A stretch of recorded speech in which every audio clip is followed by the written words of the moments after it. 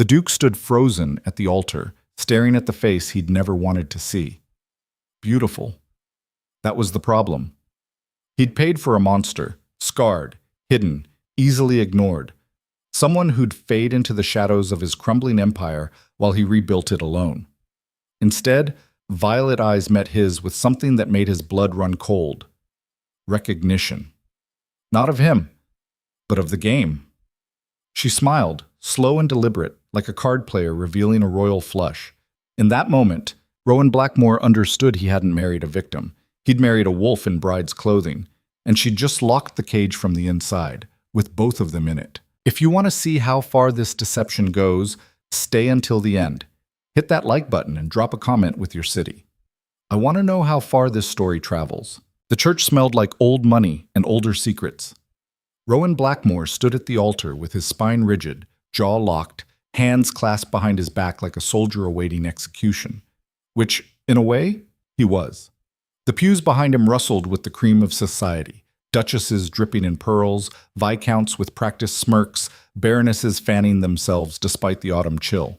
They'd come to witness the fall of a titan, dressed up as a wedding. He didn't turn around, didn't acknowledge the whispers that slithered through the crowd like smoke. I heard she's hideously disfigured. Burned in a fire, they say. Poor Duke marrying a monster to save his fortune. Desperate times, darling, desperate times. Rowan's left eye twitched. That was the only crack in his facade. The Duke of Blackmore, war hero, estate master, the man who'd stared down enemy cavalry without flinching, was about to marry a woman he'd never met. A woman rumored to be so grotesque that her own family kept her locked away like a shameful secret. Perfect. He'd specifically requested her, paid a premium for the damaged goods. A wife who wouldn't demand attention, affection, or anything beyond the legal arrangement. Someone who'd understand this was business. Nothing more. The organ swelled. Everyone stood. Rowan didn't look. He counted his breaths instead. In for 4. Hold for 4. Out for 4. An old military trick. It kept his heart rate steady when the world went to hell. Footsteps echoed on marble. Slow, deliberate. Not the hesitant shuffle of a nervous bride, but the measured pace of someone walking toward a negotiation table. The priest cleared his throat. Dearly beloved, let's skip the sermon, Father. Rowan's voice cut through the sanctuary like a blade. We both know why we're here. A collective gasp from the pews. The priest's face went crimson, but he nodded, fumbling with his book. The footsteps stopped beside him. Rowan could feel her presence now. Tall, almost his height. The scent of lavender and something sharper. Rosemary, maybe. An herb garden, not a perfume shop. Practical. That was good. He could work with practical. Do you, Rowan Thaddeus Blackmore, take this woman? I do. He didn't let the priest finish. Didn't want to drag this out. A pause. Then a low, amused voice to his left. Eager, Your Grace. His head snapped toward her. The veil was still down, thick cream lace that revealed nothing but a silhouette. But her voice, Christ, her voice, it wasn't what he'd expected. No trembling uncertainty. No desperate gratitude. Just a dry amusement that suggested she found this whole circus entertaining. Just practical, he said flatly. She tilted her head. And here I thought you were romantic. Someone in the third row snickered. Rowan's jaw clenched so hard he heard his teeth grind. The priest rushed through the rest. Do you, Lyra Isolde Vance, take this man? I do. Her response was immediate, confident, like she'd already decided this before walking in. Then by the power vested in me, you may now kiss the bride. Silence. Rowan stared at the veil. This was the moment. The reveal. And despite himself, despite the careful walls he'd built around every emotion, something flickered in his chest. Curiosity? Dread? He couldn't tell anymore. He reached for the lace with gloved hands. Wait. Her hand shot out, catching his wrist. Her grip was firm, strong. Let me. Before he could respond, she lifted the veil herself. The world tilted. Wrong. This was wrong. All of it. The woman standing before him wasn't disfigured, wasn't scarred, wasn't hidden behind burns or marks or any of the rumors that had made her the perfect candidate for this arrangement.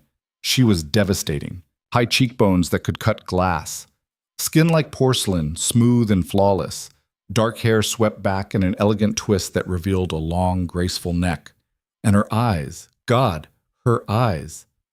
Violet, deep purple like twilight, framed by thick lashes, and currently looking at him with an expression that made his blood run ice cold. Triumph. She was smiling at him, not a shy bride smile, not nervous or grateful or any of the things he'd expected. This smile was sharp, knowing.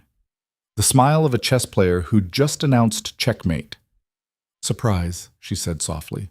Only he could hear. The church erupted. She's beautiful. What on earth? The rumors were all lies. That clever little... Rowan stood paralyzed. His mind raced through the implications like a commander reassessing a battlefield. She'd deceived him, or her family had, or someone had. He'd paid for a recluse, a woman's society would pity him for marrying. Instead, he'd just acquired the most stunning bride of the season, which meant she'd have expectations, demands, attention, everything he'd specifically paid to avoid. You lied. His voice came out low, dangerous. I did no such thing. She leaned in, still smiling. The rumors lied. I simply didn't correct them. There's a difference, Your Grace. You... Kiss her already, someone shouted from the back. Laughter rippled through the crowd. Lyra raised an eyebrow. Well, we're married now. Might as well make it convincing. Every instinct screamed at him to walk away, to demand an annulment, to tear up the contract and damn the consequences. But he couldn't. His estate was hemorrhaging money. His tenants were starving. His mother's medical bills were crushing him. He needed the Vance fortune more than he needed air. And the contract was signed, witnessed, legal. He was trapped, and she knew it. So Rowan did the only thing he could do. He grabbed her face, rougher than necessary, and kissed her. It was meant to be punishing. A message. You don't control this, I do. But the moment their lips met, something happened. She didn't flinch, didn't soften. She met him with equal force, her hand sliding up to grip the back of his neck, fingers tangling in his hair with a possessiveness that shocked him. The kiss was a battle, a collision, neither of them yielding. When they finally broke apart, both were breathing hard. The church was silent. Lyra's smile had vanished. Her eyes were wide, surprised, maybe even shaken. Good. At least he'd rattled her as much as she'd rattled him. Well then, she said, voice slightly unsteady. That's done. The priest coughed. I now pronounce you husband and wife. Applause thundered through the sanctuary. People were standing, cheering, as if they'd just witnessed a love match instead of a corporate merger wrapped in white lace. Rowan offered his arm. Lyra took it. Her grip was tight enough to bruise. They walked down the aisle together. A perfect picture of newlywed bliss. Neither smiled. This changes nothing, he muttered through clenched teeth. Everything, she corrected quietly. This changes everything. Quote, the reception was held at Blackmore Manor, or what was left of it. The estate sprawled across 200 acres of prime countryside, but up close the cracks showed. Literally. The west wing had scaffolding holding up a sagging roof. The gardens were overgrown.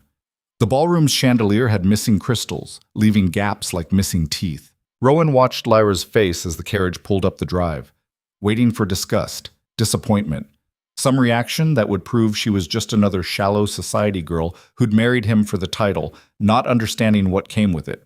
She studied the manor with those unnerving violet eyes, then nodded once. Good bones. Terrible management. His hands fisted on his knees. Excuse me? The structure is sound, Georgian architecture, if I'm not mistaken. But whoever's been running the estate has let it rot from neglect. She glanced at him. Let me guess. You've been too busy playing soldier to actually manage your inheritance? I was at war, he said coldly. Defending this country. Perhaps you've heard of it. I've heard of priorities. She turned back to the window. Yours seem questionable. Rowan counted to 10, then 20. The carriage stopped. A footman opened the door. Lyra stepped out first, not waiting for assistance. She surveyed the entrance with the critical eye of an appraiser at an auction. How many staff? She asked. That's none of your How many? He gritted his teeth. 12. You're running a 200-acre estate with 12 people? She laughed, but there was no humor in it. No wonder it's falling apart. We've had financial difficulties, which you solved by marrying me for my dowry. She turned to face him fully. Let's not pretend this is anything but a transaction, Your Grace. You needed money. My family needed status. Here we are. She spread her arms, purchased and delivered. Something twisted in his chest. Anger, yes, but also something uncomfortably close to shame. I don't recall claiming otherwise, he said stiffly. Good. She started toward the entrance. Then we understand each other. This is a business arrangement. You stay out of my way, I'll stay out of yours. We'll coexist like civilized adults, and everyone gets what they want. She was halfway to the door when he caught up to her. Not quite, he said. She stopped, waited. You'll have the West Wing, separate quarters. The staff will be informed that we maintain separate lives. Her expression didn't change. Fine. You'll attend social functions as required, play the dutiful wife in public. Naturally. And you'll have no authority over the estate management. That made her pause. She turned slowly and he saw the flash of something dangerous in her eyes. I beg your pardon? The estate is my concern. You're here as my wife, not my business partner. I'm here as your savior, she corrected, voice dropping to something sharp enough to draw blood. My money is currently preventing this manor from being sold to your creditors. I think that earns me a voice. You're a woman. He regretted the words the moment they left his mouth, but pride wouldn't let him take them back. You don't understand the complexities of... Her laugh cut him off. Of course. The complexities. Is that what you call driving your tenants into poverty? Ignoring infrastructure repairs until your property value plummets? Spending a fortune on military commissions while your own people starve? She stepped closer. I've reviewed your accounts, Your Grace. Every single one. I know exactly how spectacularly you failed. Heat flooded his face. You had no right. I had every right.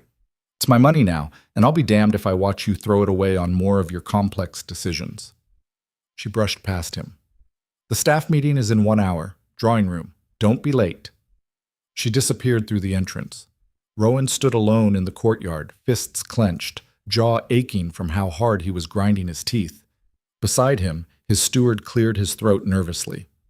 Your Grace, perhaps the Duchess has a point about the tenant. Not another word. The steward fled. The staff meeting was a disaster. Lyra sat at the head of the table, his seat, with a stack of ledgers spread before her like battle plans. The 12 remaining staff members stood along the walls, eyes darting nervously between the new Duchess and their furious Duke. Rowan leaned against the fireplace, arms crossed, radiating barely controlled rage. Let's begin with the obvious, Lyra said, flipping open the first ledger. Your crop yields have dropped 40% in 3 years. Why? The head groundskeeper shifted uncomfortably. Well, Your Grace, we've had some difficulties with... The irrigation system is broken, Lyra interrupted. Has been for 2 years. Rather than repair it, a cost of approximately £200, you've been manually watering fields designed for mechanical irrigation. The result is uneven distribution, root rot, and massive crop loss. She looked up. Does that sound accurate? The groundskeeper's face went red. Yes, Your Grace. Why wasn't it repaired? Silence. Because there was no money, Rowan said flatly from the fireplace. We've been operating on a shoestring for years. Lyra's gaze swung to him. Yet somehow you found funds for a new saddle last month. Italian leather, £400. His jaw dropped. How did you...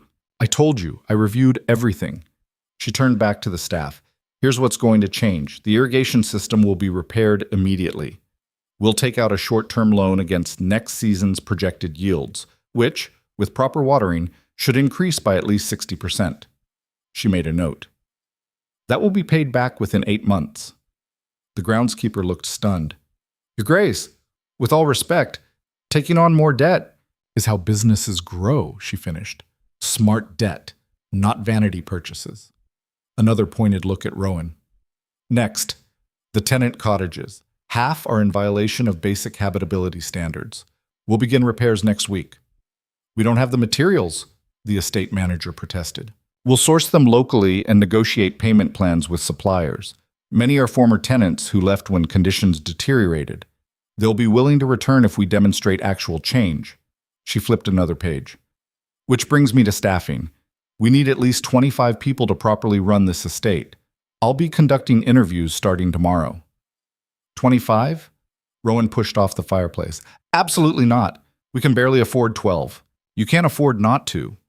She stood, matching his energy. Every day this estate operates understaffed. You lose money. Crops die. Buildings decay. Tenants leave. It's a death spiral, and you're too proud to see it. Proud? He stalked toward the table. I'm being practical. Unlike you, I understand that money doesn't grow on trees. No, it grows from well-managed assets, something you clearly never learned. She gathered her ledgers. The decisions are made. If you have objections, submit them in writing. Otherwise, stay out of my way. She walked toward the door. This is my estate! His voice boomed through the room, stopping her mid-step. Lyra turned. For a moment, something flickered across her face. Exhaustion, maybe, or disappointment. No, she said quietly. It's our estate. The sooner you accept that, the sooner we can save it. She left. The staff stared at Rowan, waiting for orders, waiting for him to countermand everything she'd said, to reassert his authority. He looked at their faces, saw the hope there, the spark of possibility that someone, anyone, might actually fix this place. Do what she says, he said roughly. Then he left too, before anyone could see his hands shaking. That night, Rowan sat in his study with a bottle of whiskey and a pile of debt notices. He'd been going through the ledgers himself, checking her numbers, hating that he was checking, hating more that everything she'd said was accurate. She was right, about all of it. The irrigation system, the tenant cottages, the staffing, even the damn saddle, which he'd bought in a moment of weakness, needing one thing, just one thing, that didn't feel like failure. He'd been a decorated officer, led men into battle, made life or death decisions under fire. And somehow, in 5 years of peace, he'd managed to nearly destroy everything his family had built over centuries. A knock on the door. Go away, he growled. The door opened anyway. Of course it did. Lyra stepped inside, now dressed in a simple evening gown instead of her wedding dress. Her hair was down, falling in dark waves over her shoulders. She looked younger, less armored. I'm not here to fight, she said. Could have fooled me. She crossed to the other chair by the fire, sitting without invitation. For a long moment, neither spoke. Why did you do it? She finally asked. Do what? Request me specifically. You paid extra for someone you thought was disfigured. Why? Rowan stared into the fire. The whiskey was making him honest. Dangerous combination. Because I didn't want... He paused. I didn't want expectations. Of what? Affection? Romance? All the things a normal marriage requires. He took another drink. I've already failed at everything else. Didn't want to add failed husband to the list. Silence. When he looked over, Lyra was studying him with an expression he couldn't read. You're not a failure, she said quietly. He laughed bitterly.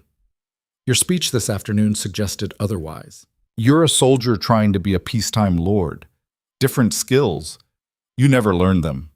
She pulled her legs up, wrapping her arms around her knees in a gesture that seemed almost vulnerable. But you could. Under your tutelage? He couldn't keep the sarcasm out. Why not? She met his eyes. I grew up watching my father run an empire. Learned the books before I learned to read novels.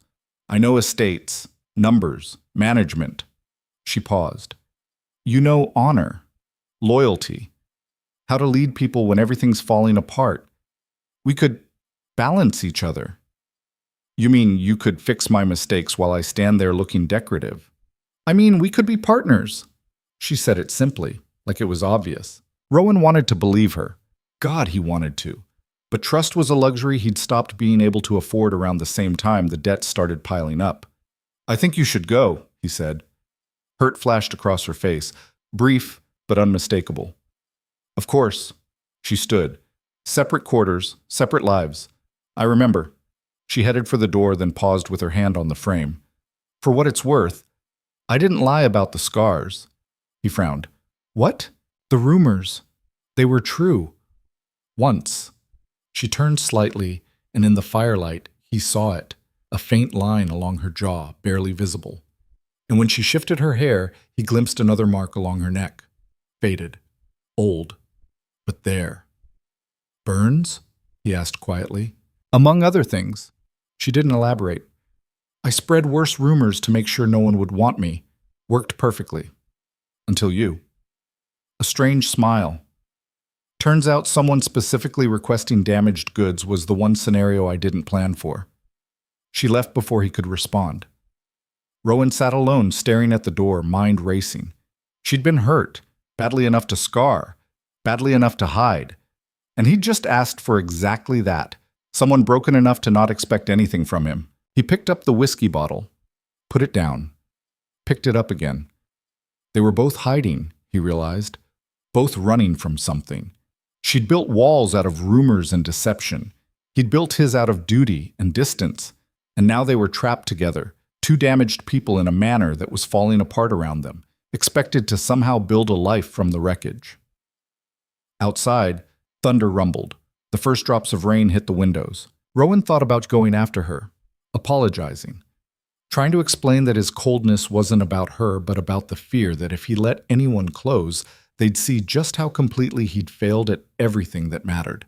But he didn't move, because that would require vulnerability, trust, all the things he'd specifically married her to avoid. So he sat in the dark, listening to the rain, and tried not to think about the expression on her face when he'd told her to leave. Tried not to think about how, for just a moment, she'd looked the way he felt, utterly alone. The next morning, Lyra was up before dawn. Rowan knew because he heard her in the hallway, giving orders to staff in that brisk, efficient tone she'd used during the meeting. Footsteps everywhere. Voices. The manor waking up for the first time in years. He stayed in his room like a coward. By midday, he couldn't avoid it anymore. He had to check on the stables, one responsibility he hadn't completely botched. But when he got there, he found Lyra already present, standing in the courtyard with the head groom gesturing at the sagging stable roof. It needs complete replacement, she was saying. Not repair. Replacement. I won't risk a collapse. Your Grace, the cost is my concern. Get estimates from 3 contractors. We'll choose the best value, not the cheapest. The groom nodded, looking almost dazed, and hurried off. Lyra turned and saw Rowan. Something complicated crossed her face. Good morning, she said formally. You're up early. Lots to do. She started to walk past him. Lyra. She stopped, didn't turn around. About last night. It's fine. It's not. Now she did turn, and the walls were back up. You made your boundaries clear, Your Grace. I respect them. We'll maintain a professional distance and focus on saving the estate. That's the agreement. That's not what I... He stopped. I didn't mean to be cruel. You weren't cruel. You were honest. She adjusted her shawl. I appreciate honesty, even when it's difficult. She walked away before he could figure out how to say that honesty wasn't actually what he'd given her, that the truth was more complicated, more tangled than the simple rejection he'd offered. The truth was he'd wanted to say yes, wanted to believe in partnership, wanted to trust someone for the first time in 5 years, and that terrified him more than any battlefield ever had. The weeks that followed fell into a pattern. Lyra transformed the estate with terrifying efficiency.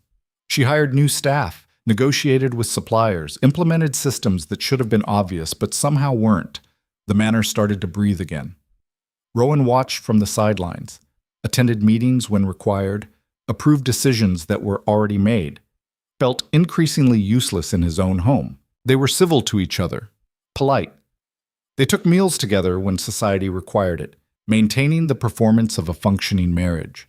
But they never spoke of anything real. At night, Rowan would hear her moving around in the West Wing. Footsteps. Sometimes music. She played piano, apparently. Sometimes voices. She'd started hosting small gatherings, building alliances with local ladies who could help integrate her into society. She was perfect at it, everything he wasn't. One evening, about a month after the wedding, his steward found him in the stables. Your Grace, you have a visitor. Tell them I'm not... It's Lord Pemberton. Says it's urgent. Rowan's blood went cold. Pemberton was one of his primary creditors. This couldn't be good. He found the man in the drawing room looking uncomfortable. Lyra was already there, serving tea like a proper hostess. "Ah, Blackmore." Pemberton stood, relieved. "Just explaining to your lovely wife that there's been a small complication." "What kind of complication?" Rowan stayed near the door, instincts on alert. "Well, you see, the note I hold on the estate, it's been called in early. The bank needs immediate payment. I'm terribly sorry, but..." "How much?" Lyra's voice cut through. Pemberton named a figure that made Rowan's stomach drop. They didn't have it. Even with her dowry, they'd allocated everything to repairs. They were leveraged to the hilt. "When?" she pressed. "End of the month." 3 weeks. Rowan calculated frantically. They could sell assets, cut staff, halt all repairs. Maybe scrape together enough. "Done," Lyra said. Both men stared at her. "Excuse me?" Pemberton said. "End of month, full payment. You'll have it." She smiled pleasantly. "Will that be all, my lord?" Pemberton blinked, clearly having expected more drama. Yes, I suppose so. Excellent. Knew I could count on the Blackmores." After he left, Rowan rounded on Lyra. "What the hell was that? We don't have that kind of liquid capital." "I do." He froze. "What?" "Personal accounts, my mother's inheritance." She set down her teacup carefully. "I kept some assets separate, for emergencies." "Why didn't you tell me?" "Because they're mine." Her eyes met his. "You wanted separate finances, separate lives. This is what that looks like." The words hit like a slap. "But you'll lose everything," he said quietly. "Your security, your independence." "No, I'll invest it in our estate. There's a difference." She stood. "This is my home now too, Rowan, whether you like it or not." She left him standing there, mind reeling. She'd just saved him. Again. Not because she had to, not because of any contract or agreement, but because she'd chosen to. The walls he'd built started to crack. That night, Rowan did something he hadn't done in years. He went to the West Wing, stood outside her door, raised his hand to knock, then stopped. What was he going to say? "Thank you? Sorry? I'm terrified of needing you?" All true. None adequate. Inside, he heard movement. She was awake. If he knocked, she'd answer. They could talk. Actually talk, not the careful political dialogue they'd perfected. His hand hovered, then dropped. He turned and walked back to his quarters, hating himself a little more with each step. Because the truth was, he'd gotten exactly what he'd asked for. A wife who expected nothing from him, who handled problems without requiring his input, who didn't need him at all. And it was destroying him. He sat on his bed, head in his hands, and finally admitted what he'd been denying since the moment she lifted that veil. He'd made a terrible mistake, not in marrying her, in thinking he could keep her at arm's length, in believing he could share a life with someone and feel nothing, in assuming that damaged goods would be easier to ignore than treasure. She was brilliant, fierce, stronger than anyone he'd ever met, and she was wasting all of it on saving him, a man too proud and too broken to even say thank you. Thunder crashed outside, another storm rolling in. Rowan lay back, staring at the ceiling, listening to the rain. In the West Wing, a piano started playing, slow, melancholic, the kind of music that sounded like loneliness given form. She was alone too, he realized, despite the staff, the gatherings, the busy schedule. She was just as isolated as he was. Two people in the same house, both drowning in separate rooms. The piano stopped abruptly.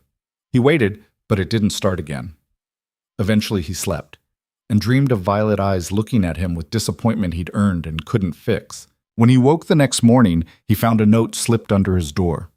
"The Pemberton payment has been arranged. No need to concern yourself." El Professional. Efficient, distant, everything he'd asked for, everything he suddenly couldn't stand. Rowan dressed quickly and went to find her, but she was already gone, off to town on estate business, according to the housekeeper. She'd be back this evening. He'd wait. And when she returned, he'd... what? Apologize? Beg for a second chance at a first impression? He didn't know. But standing there in the empty hallway, holding her note, Rowan understood one thing with absolute clarity. He was falling in love with his wife. And she had no idea, because he'd worked so hard to make sure she never would. By the time Lyra returned from town, the sun had already set, and Rowan had rehearsed 17 different speeches. None of them felt right. They all sounded like excuses wrapped in pretty words, and she deserved better than that.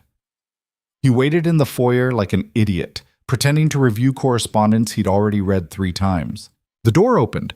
She swept in with packages, followed by 2 footmen carrying more. Her cheeks were flushed from the cold, hair slightly windswept. She looked alive in a way he'd never seen her inside the manor, like town had given her permission to be something other than the perfect duchess. "Oh." She stopped when she saw him. "I didn't expect you to wait up."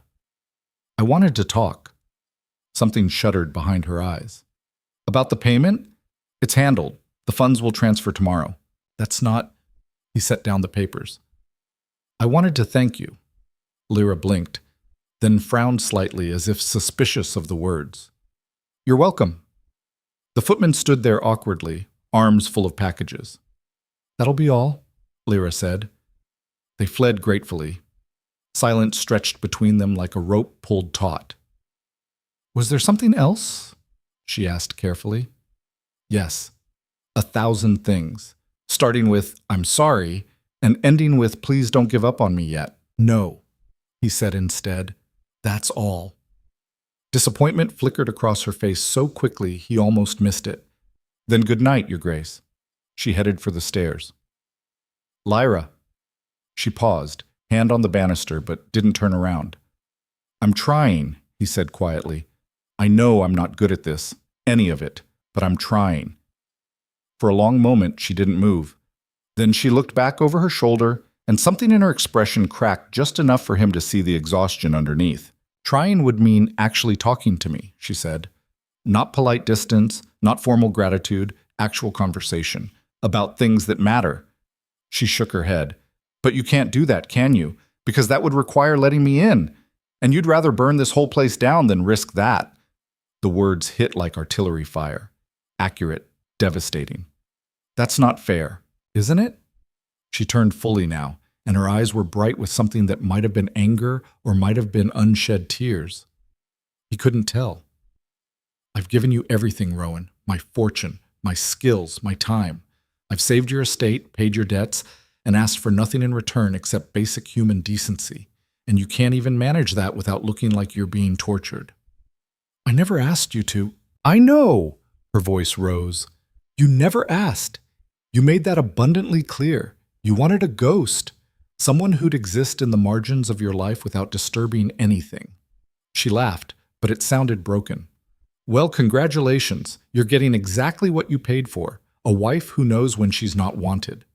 She climbed the stairs quickly. He heard her door close. Lock. Rowan stood in the empty foyer, her words echoing in his head. She was right, about all of it. He'd been so focused on protecting himself that he'd never stopped to consider what this arrangement was costing her. She'd walked into a loveless marriage with someone who'd specifically chosen her because he thought she'd be easy to ignore. And instead of being bitter or vindictive, she'd poured herself into saving his legacy. While he'd given her nothing, not even basic kindness. He walked to his study and pulled out a fresh piece of paper. Started writing, crossed it out, started again. 2 hours later, he had a letter that still didn't say half of what he needed to say. But it was honest, raw, and maybe that counted for something. He slid it under her door just before dawn, then retreated to his room like a coward for the second time in as many days. The letter stayed there for 3 days. He knew because he checked. Multiple times. Like some pathetic fool who couldn't even face his own wife in person. She didn't mention it, didn't acknowledge it. Just continued running the estate with ruthless efficiency while he drifted through his own home like a ghost. On the 4th day, he found his letter returned, unopened. Sitting on his desk with a single line written on the envelope in her elegant script. "I don't want your words. I want your presence." He stared at it for a full minute, then grabbed his coat and went to find her. She was in the gardens, or what used to be gardens. Now they were half-excavated construction sites where she'd ordered the fountain restored and the pathways repaired. She stood near the old rose arbor with the head gardener pointing at something in his notebook. "No, the climbing roses go on the south-facing trellis. Full sun. The hydrangeas need partial shade. Plant them along the north wall." "Yes, Your Grace, and the lavender?" "Borders. Everywhere." It's practical and it smells better than the current situation. She gestured at the overgrown mess, which is mostly weeds and regret. The gardener chuckled. Rowan had never heard any of the staff laugh around him. "Your Grace," he called. She turned, saw him. Her expression went carefully neutral. "Yes? Could I speak with you? Privately?" The gardener excused himself quickly. Lyra crossed her arms, waited. "I read your note," Rowan said, "clearly. And you're right. I've been avoiding you." "I know. Because I'm—" He stopped, started again. "Because I don't know how to do this. Be present. Be a partner. I'm good at giving orders and making tactical decisions. But this?" He gestured between them. "I have no training for this." "It's not about training." Her voice was tired. "It's about trying. About showing up even when it's uncomfortable. I'm showing up now. Are you?" She tilted her head. "Or are you here because you feel guilty? Because you know you should be? Not because you want to be?" The question cut straight through his excuses. "I don't know," he admitted. "Maybe both." Something shifted in her expression, not softening exactly, but a recognition of honesty. "At least that's true," she said quietly. They stood in the ruined garden, autumn wind pulling at their clothes. Around them, workers hammered and dug. Life slowly returning to dead ground. "I want to try," Rowan said. "Really try. Not just—" He struggled for words. "Not just coexist, but actually build something. Together." "Why now?" she asked. "What changed?" "You did," he wanted to say. "You walked into my life and refused to disappear like I wanted. You saved everything I cared about while I pushed you away. You made me realize that being alone isn't the same as being safe." "Because I'm tired of being afraid," he said instead. Her eyes widened slightly. It wasn't the answer she'd expected. "Of what?" "Failing. Again." He forced himself to hold her gaze. "Every decision I made after the war turned to dust. The estate, the tenants. Everything I touched fell apart. And I thought if I kept everyone at a distance, I couldn't hurt them when I inevitably failed again." He paused. "But that's just another kind of failure, isn't it?" Lyra was quiet for a long moment. When she spoke, her voice was softer. "You didn't fail because you're incompetent, Rowan. You failed because you were alone. One person can't carry everything. You seem to manage." "I'm drowning," she said bluntly. "I just hide it better." The admission shocked him. She always seemed so controlled, so certain. "What do you mean?" She glanced around, making sure no one was in earshot. "I came here thinking I could fix things, make myself useful, earn my place." Her laugh was bitter. "But all I've done is become the hired help in my own marriage. I manage your estate, solve your problems, and sleep alone in a room that still doesn't feel like mine." She looked at him. "That's not a partnership. That's employment." The words landed like physical blows. "I didn't realize—" "Of course you didn't. No accusation, just fact. You've been too busy protecting yourself to notice anyone else." Guilt twisted in his chest. "How do I fix it?" "I don't know if you can." She turned back toward the arbor. "But if you're serious about trying, it starts with honesty. No more polite distance. No more separate lives." She paused.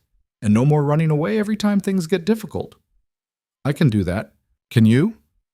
She faced him again. "Because I need to know you mean it. I can't keep doing this half-life. Either we're married, really married, or we end this pretense and just be business partners. But I won't be ignored in my own home anymore." The ultimatum hung between them. Rowan thought about his neat little plans, the arrangement he'd designed to keep everyone safe through emotional distance. All of it was ash now. "I'll prove it," he said. "How?" "I don't know yet, but I will." She studied his face, searching for something, then nodded once. "All right, I'll wait. But not forever, Rowan. I've already given you months. You don't get years." She walked back toward the manor, leaving him standing in the garden surrounded by reconstruction. He'd bought himself time. Now he just had to figure out what the hell to do with it. The answer came 3 days later in the form of a letter. Rowan was in the study reviewing the harvest reports, actually reviewing them this time, not just pretending, when his steward brought the mail. "This one's marked urgent, Your Grace." He broke the seal. Read the first line. Felt his blood turn to ice. "Lord Blackmore, I believe we have matters to discuss regarding your wife, no signature. But the handwriting was expensive, educated, and the implicit threat was crystal clear." "Who delivered this?" he demanded. "A courier. Didn't give a name. Paid in cash and left immediately." Rowan read the letter again, mind racing through possibilities. Blackmail? Extortion? Some enemy from the war? The second paragraph made it worse. "She was promised to me first. Your marriage, while legal, has complicated certain arrangements. I propose we meet to resolve this matter civilly. Come alone to the Red Swan Inn tomorrow at noon. Don't bring your wife. Don't tell anyone. If you do, I'll be forced to make our disagreement public." His hands shook with rage. Someone was threatening Lyra, using her as leverage. Every military instinct screamed to ride out immediately and beat answers out of whoever sent this. But the smart play was to gather intelligence first. He found Lyra in the drawing room reviewing fabric samples with the housekeeper. "That one's too heavy for summer drapes," she was saying. "Try the linen blend." "Your Grace," he interrupted, "I need to speak with you. Now." She looked up, surprised by his tone. "Of course. Mrs. Hendricks, we'll continue this later." Once they were alone, he handed her the letter. She read it. Her face went white. "Who sent this?" Her voice was barely audible. "You know who it is." She nodded slowly. "Lord Cavendish." The name meant nothing to him. "Who?" "Marcus Cavendish, Earl of Rosslyn." She set the letter down with trembling hands. "He's the reason I spread the rumors about being disfigured." Understanding crashed over him. "He's the one who hurt you. Not directly, but his intentions were clear enough." She moved to the window, arms wrapped around herself. "He wanted to marry me. My father refused. Cavendish has a reputation for violence toward women, so he started a campaign to ruin me instead, spreading gossip, damaging my reputation, making sure no respectable man would consider me. Until the rumors about your appearance, which I started myself." She turned to face him. "If everyone thought I was hideous, Cavendish would lose interest. And respectable men would avoid me, yes, but so would he." Her laugh was hollow. "I thought I'd escaped, but apparently he still considers me his property." Rage burned through Rowan's chest. "He has no claim." "Legal claim? No. But men like Cavendish don't care about legality. They care about power." Her eyes met his.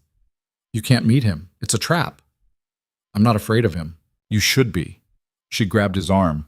"Marcus Cavendish is dangerous. He's connected to half the nobility in England. He could destroy us with a word." "Let him try." "Rowan, listen to me."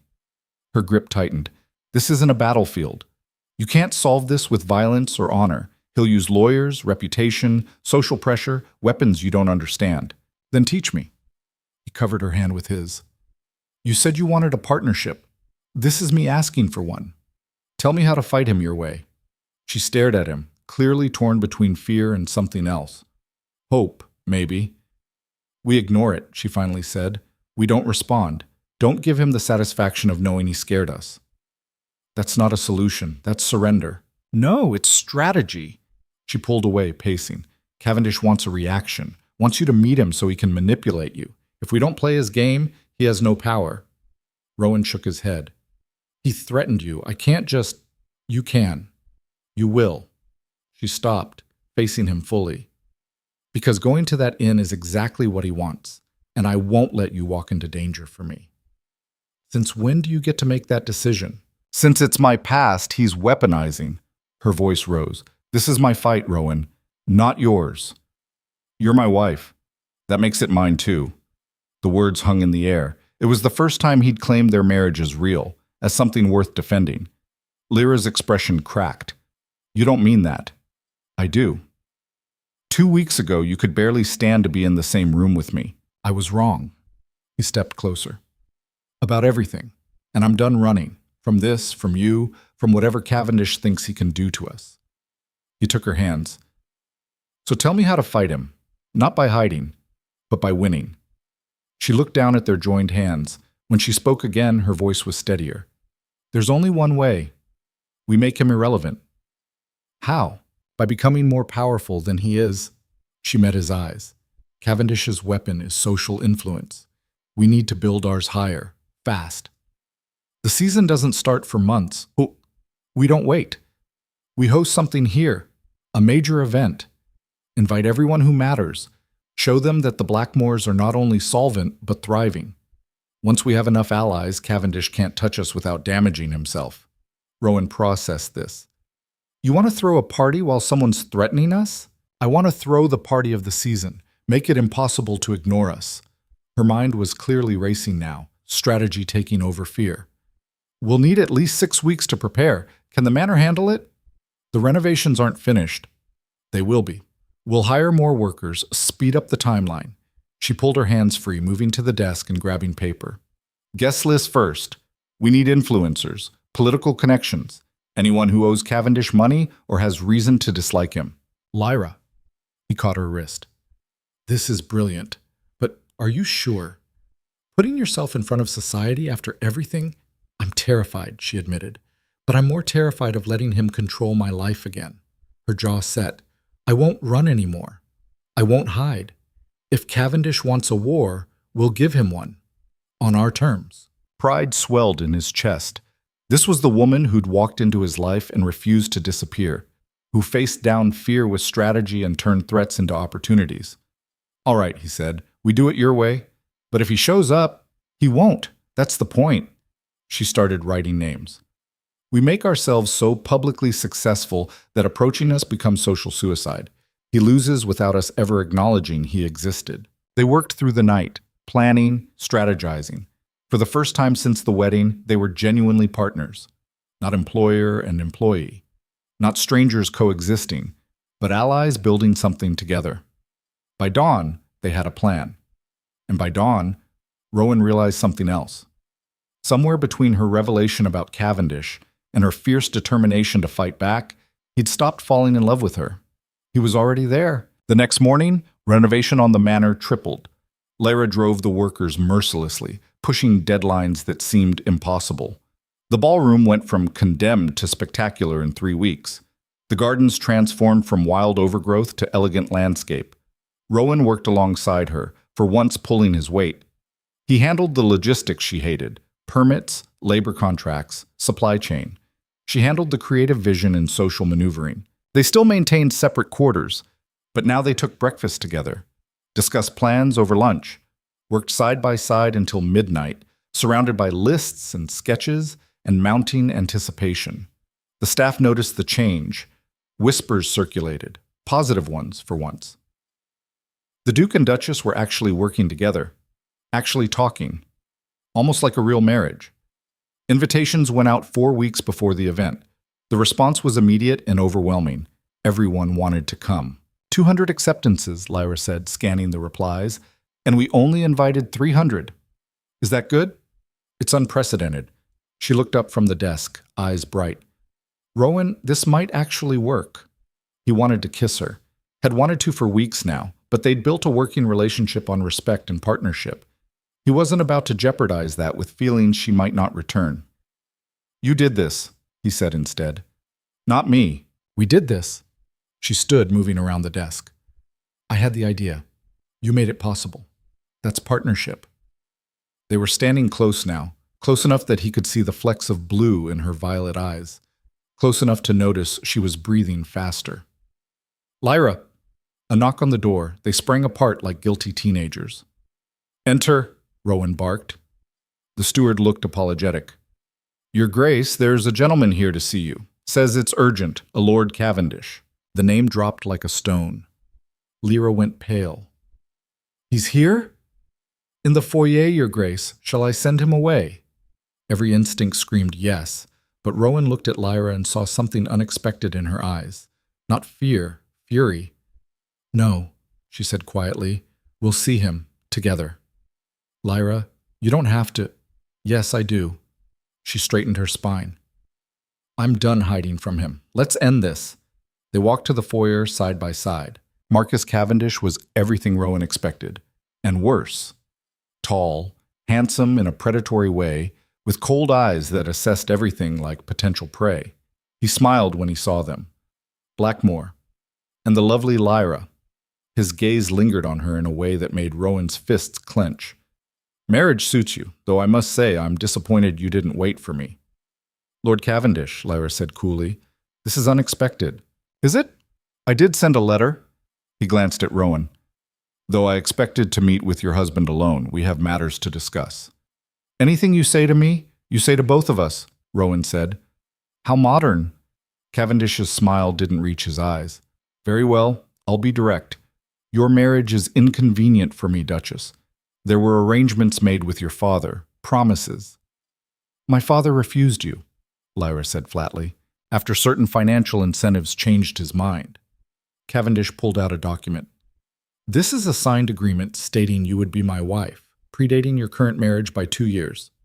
Rowan snatched the paper. Read it. Felt sick. It was real. Lyra's father's signature, clear terms. This is worthless, he said. She's already married, legally. True, but the financial penalties for breaking this contract are substantial. Cavendish named a figure. Due immediately upon breach, which occurred the moment you married her. That's blackmail, Lyra said. That's business, darling. Cavendish's smile widened. Of course, I'm willing to forgive the debt, for a price. Name it, Rowan said through clenched teeth. An annulment. She marries me instead. Your financial problems disappear. Everyone wins. Except Lyra. She was always meant to be mine. Cavendish stepped closer to her. We both know it.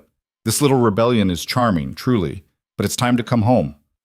Lyra's face was white, but her voice didn't shake. I will never marry you. I'd rather die. Dramatic, he turned to Rowan. You seem like a reasonable man. Surely you understand this is the practical solution. You get to keep your estate. I get my bride. No one has to suffer. Get out. Rowan's voice was deadly quiet. I beg your pardon? Get out of my house before I throw you out. Cavendish laughed. Violence, really? How disappointing. I expected better from a decorated officer. You expected wrong. Rowan, Lyra's hand on his arm. Don't. But he was past listening, past rational thought. This man had hurt her, terrorized her, and now had the audacity to stand in their home and make demands. Here's my counteroffer, Rowan said. You leave. Now. You never contact my wife again. And if you try to enforce that contract, I'll make it my personal mission to destroy you. Financially, socially, any way I can. With what resources? Cavendish sneered. You're broke. Not anymore. He stepped forward. My wife saved this estate, made it profitable. And now we have connections you can't touch. Try to come after us, and you'll find yourself on the wrong side of every influential family in England. You're bluffing. Try me. For the first time, uncertainty flickered in Cavendish's eyes. He looked between them, clearly recalculating. This isn't over, he finally said. Yes, Lyra said quietly. It is. You have no power here, Marcus. You never did. I was just too afraid to see it. She moved to stand beside Rowan. We're not paying your fraudulent debt. We're not getting an annulment. And if you try to make trouble, we'll expose every terrible thing you've ever done, starting with the women you've hurt. Cavendish's face went dark. You wouldn't dare. Watch me. They stared each other down. The air crackled with tension. Then Cavendish smiled, cold and cruel. Enjoy your little party, Duchess. I'll be watching. And when your house of cards collapses, and it will, I'll be there to pick up the pieces. He left. The moment the door closed, Lyra's knees buckled. Rowan caught her, holding her up as she shook. It's okay, he murmured. He's gone. You're safe. The contract, if it's real, we'll fight it. We'll find a way. She looked up at him, eyes swimming with tears. Why are you doing this? You could annul the marriage. Let me go. Be free of all this mess. Because I don't want to be free of you. The words came out raw, honest. I want to fight for you. With you. Whatever it takes. A tear slipped down her cheek. You mean that? Every word. She kissed him. It wasn't like their wedding kiss, brutal and territorial. This was desperate, grateful, real. When they broke apart, both were breathless. We'll beat him, she whispered. Together. Together, he agreed. But even as he held her, Rowan's mind was racing. Cavendish wasn't bluffing about that contract. If it was enforceable, they were about to lose everything. The party had to work, had to establish them as untouchable, because if it didn't, Rowan would lose more than his estate. He'd lose her. And that was no longer acceptable. The kiss still burned on Rowan's lips 2 hours later as he sat in his study, staring at Cavendish's contract like it might spontaneously combust if he glared hard enough. It didn't. The document was legitimate. Every clause, every signature, every damning word. Lyra's father had sold her to Cavendish 2 years before her mother's death, probably to cover gambling debts or bad investments. The penalty for breach was ruinous, enough to bankrupt them twice over. A knock interrupted his spiraling thoughts. "Come in." Lyra entered, changed into a simple day dress, hair pulled back. She looked younger without all the armor of society fashion, more vulnerable. "You're still looking at it," she observed, "trying to find a loophole." "There isn't one. My father was thorough when he was selling me off." No bitterness in her tone, just tired resignation. Marcus probably dictated the terms himself. Rowan set the contract down. "Your father's dead. The debt died with him. Not according to contract law, it transfers to his heir." She moved to the window. "Which would be my brother, except he died at sea 3 years ago, so it falls to me." "That's insane." "That's England." She turned to face him. "We have 2 options. Pay the penalty, which destroys us financially, or I go to Cavendish, which destroys me personally." Her voice was steady, but her hands trembled. "Either way, he wins. There's a third option, which is? We prove the contract was signed under duress. Your father was coerced." She shook her head. "No evidence of that. Marcus is too careful." "Then we find something else, something we can use against him." Rowan stood. "He's threatened you before, hurt people. There have to be others. Women who testify, who destroy their own reputations to help me." Lyra laughed bitterly. "You don't understand how this works. Speaking out against a man like Cavendish means social death. No one will risk it." "I would." "You're not a woman whose entire value is determined by her reputation." She crossed her arms. "This is different. The rules are different." Frustration clawed at him. She was right, but admitting it felt like surrender. "So what do we do?" "Exactly what we planned. Throw the party. Build our network. Make ourselves powerful enough that even with the contract, Cavendish can't touch us without facing consequences." She paused.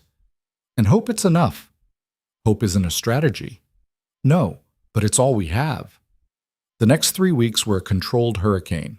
Lyra threw herself into party preparations with manic intensity, every detail obsessed over, every element perfect. She barely slept, barely ate. Rowan watched her running herself into the ground and didn't know how to stop her. "You need to rest," he said one night, finding her in the ballroom at 2 a.m, rearranging flower arrangements for the 3rd time. The white roses looked cheap next to the gold ones. "Lyra, they need to be cream or ivory, something that doesn't clash." Her hands shook as she adjusted stems. "People will notice. They'll think we cut corners." He caught her wrist gently. "Look at me." She did. Her eyes were hollowed out with exhaustion and fear. "It's beautiful," he said quietly. "All of it. You've created something extraordinary. What if it's not enough?" The question came out broken. "What if we do everything right and he still destroys us? Then we'll survive anyway, together." "You can't promise that." "No, but I can promise I won't let you face it alone." He pulled her closer. "Whatever happens, we're in this together. No more separate lives. No more distance." Something cracked in her expression. She leaned into him, forehead against his chest, and for a moment just breathed. "I'm terrified," she whispered. "I know. What if I'm not strong enough? You're the strongest person I've ever met." He tilted her chin up. "And you don't have to be strong alone anymore." She kissed him then, soft and desperate, and nothing like their first kiss. This one tasted like trust, like maybe, despite everything, they were building something real. When they pulled apart, she was crying. "I need to tell you something," she said. His chest tightened. "What?" "The scars. The ones I told you about." She stepped back, fingers moving to the buttons of her dress. "You should see them, before this goes any further, before you... You don't have to..." "Yes, I do." Her hands were shaking but determined. "Because if we're doing this, really doing this, You deserve to know what you're getting. She turned around and lowered the back of her dress just enough to reveal her shoulder blades. Rowan's breath caught. Scars ran down her back in vicious lines. Burns, yes, but also cuts. Deliberate, patterned. Someone had hurt her systematically. Cavendish? His voice came out strangled. His brother, actually, at a house party 3 years ago. I rejected Marcus publicly, so William decided to teach me a lesson about humiliating their family. She pulled the dress back up, locked me in a room, used a fireplace poker and a knife. Said he'd make me so ugly no one would ever want me. Rage, unlike anything he'd felt on any battlefield, roared through him. Did you report it? To who? His father's a duke. Mine was a baron drowning in debt. Who do you think they'd believe? She turned around. So I started the rumors myself, spread them until everyone believed I was hideously disfigured. It was easier than the truth. Which is? That I was violated and no one cared. Her eyes were dry now, hard. That I learned very quickly that safety means making yourself invisible. Rowan closed the distance between them. You're not invisible to me, and you never will be again. You might regret that. I won't. She searched his face. You're sure? Because once we do this, once we really commit, there's no going back. Cavendish will come for us with everything he has. Let him. Rowan cupped her face. I've been running from fear since I came home from war. Running from failure, from responsibility, from you. I'm done. Whatever comes, we face it. Even if it destroys everything? Even then. She kissed him again. Harder this time. Like she was testing his resolve. Testing if he'd flinch. He didn't. The party was set for Saturday. By Friday morning, the manor was transformed. The ballroom glittered with crystal and gold leaf. The gardens bloomed with late autumn flowers coaxed into submission by sheer force of Lyra's will. Every surface gleamed, every detail perfect. 200 guests confirmed. The cream of society descending on Blackmore Manor to witness either a triumph or a spectacular failure. Rowan found Lyra in their bedroom, no longer separate quarters. That boundary had dissolved somewhere between late-night planning sessions and stolen kisses, staring at her dress. Second thoughts? He asked. 7th or 8th, actually. She touched the emerald silk. What if I wear the wrong thing? What if I say something stupid? What if you stop catastrophizing and trust yourself? He came up behind her, hands on her shoulders. You've orchestrated all of this. You're brilliant at this. I'm brilliant at planning. I'm terrible at executing in public. That's not true. You haven't seen me at a real society event. I freeze. Say the wrong things. Make enemies without meaning to. She turned to face him. There's a reason I was unmarried at 23, Rowan. I'm not good at this. You're good at what matters.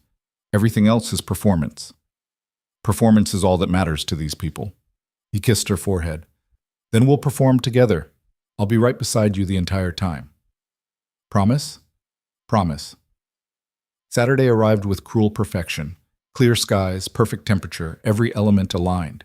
The guests started arriving at 6. Carriages lined the drive.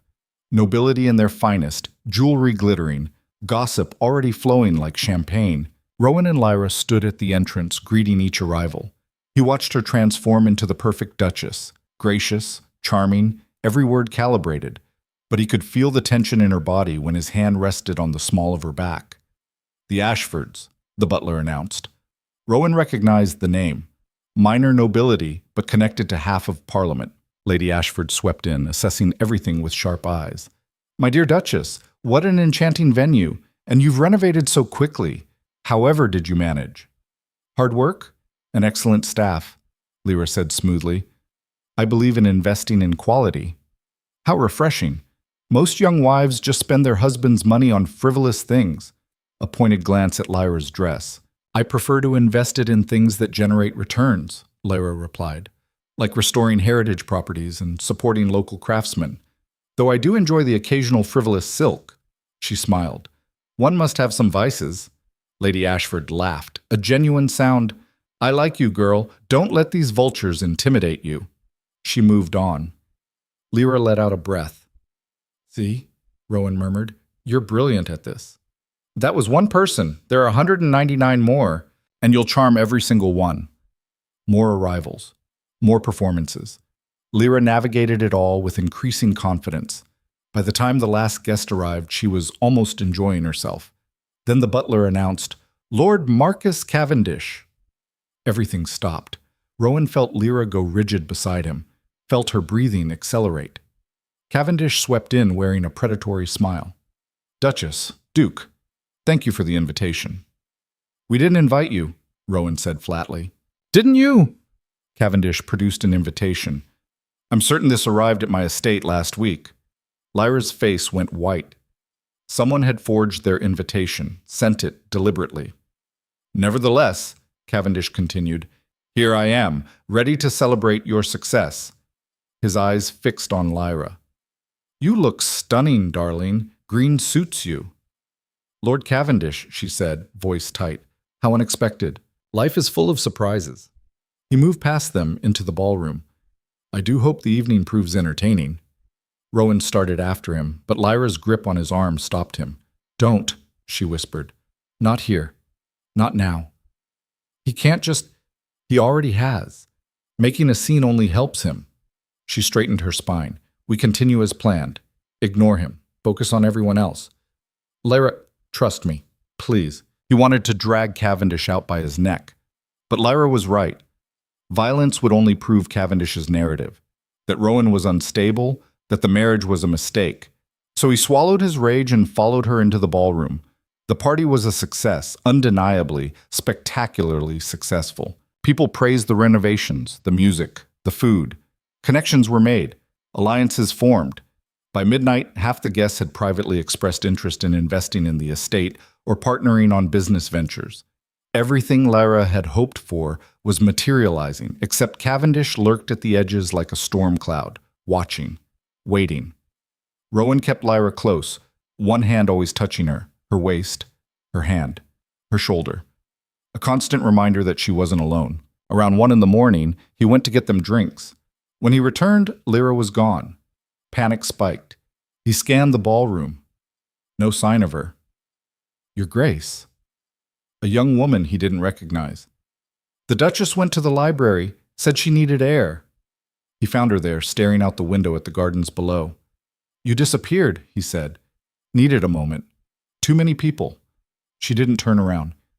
"Did you see their faces? They love it, love us. It's working, Rowan." "Then why do you look miserable?" She finally faced him.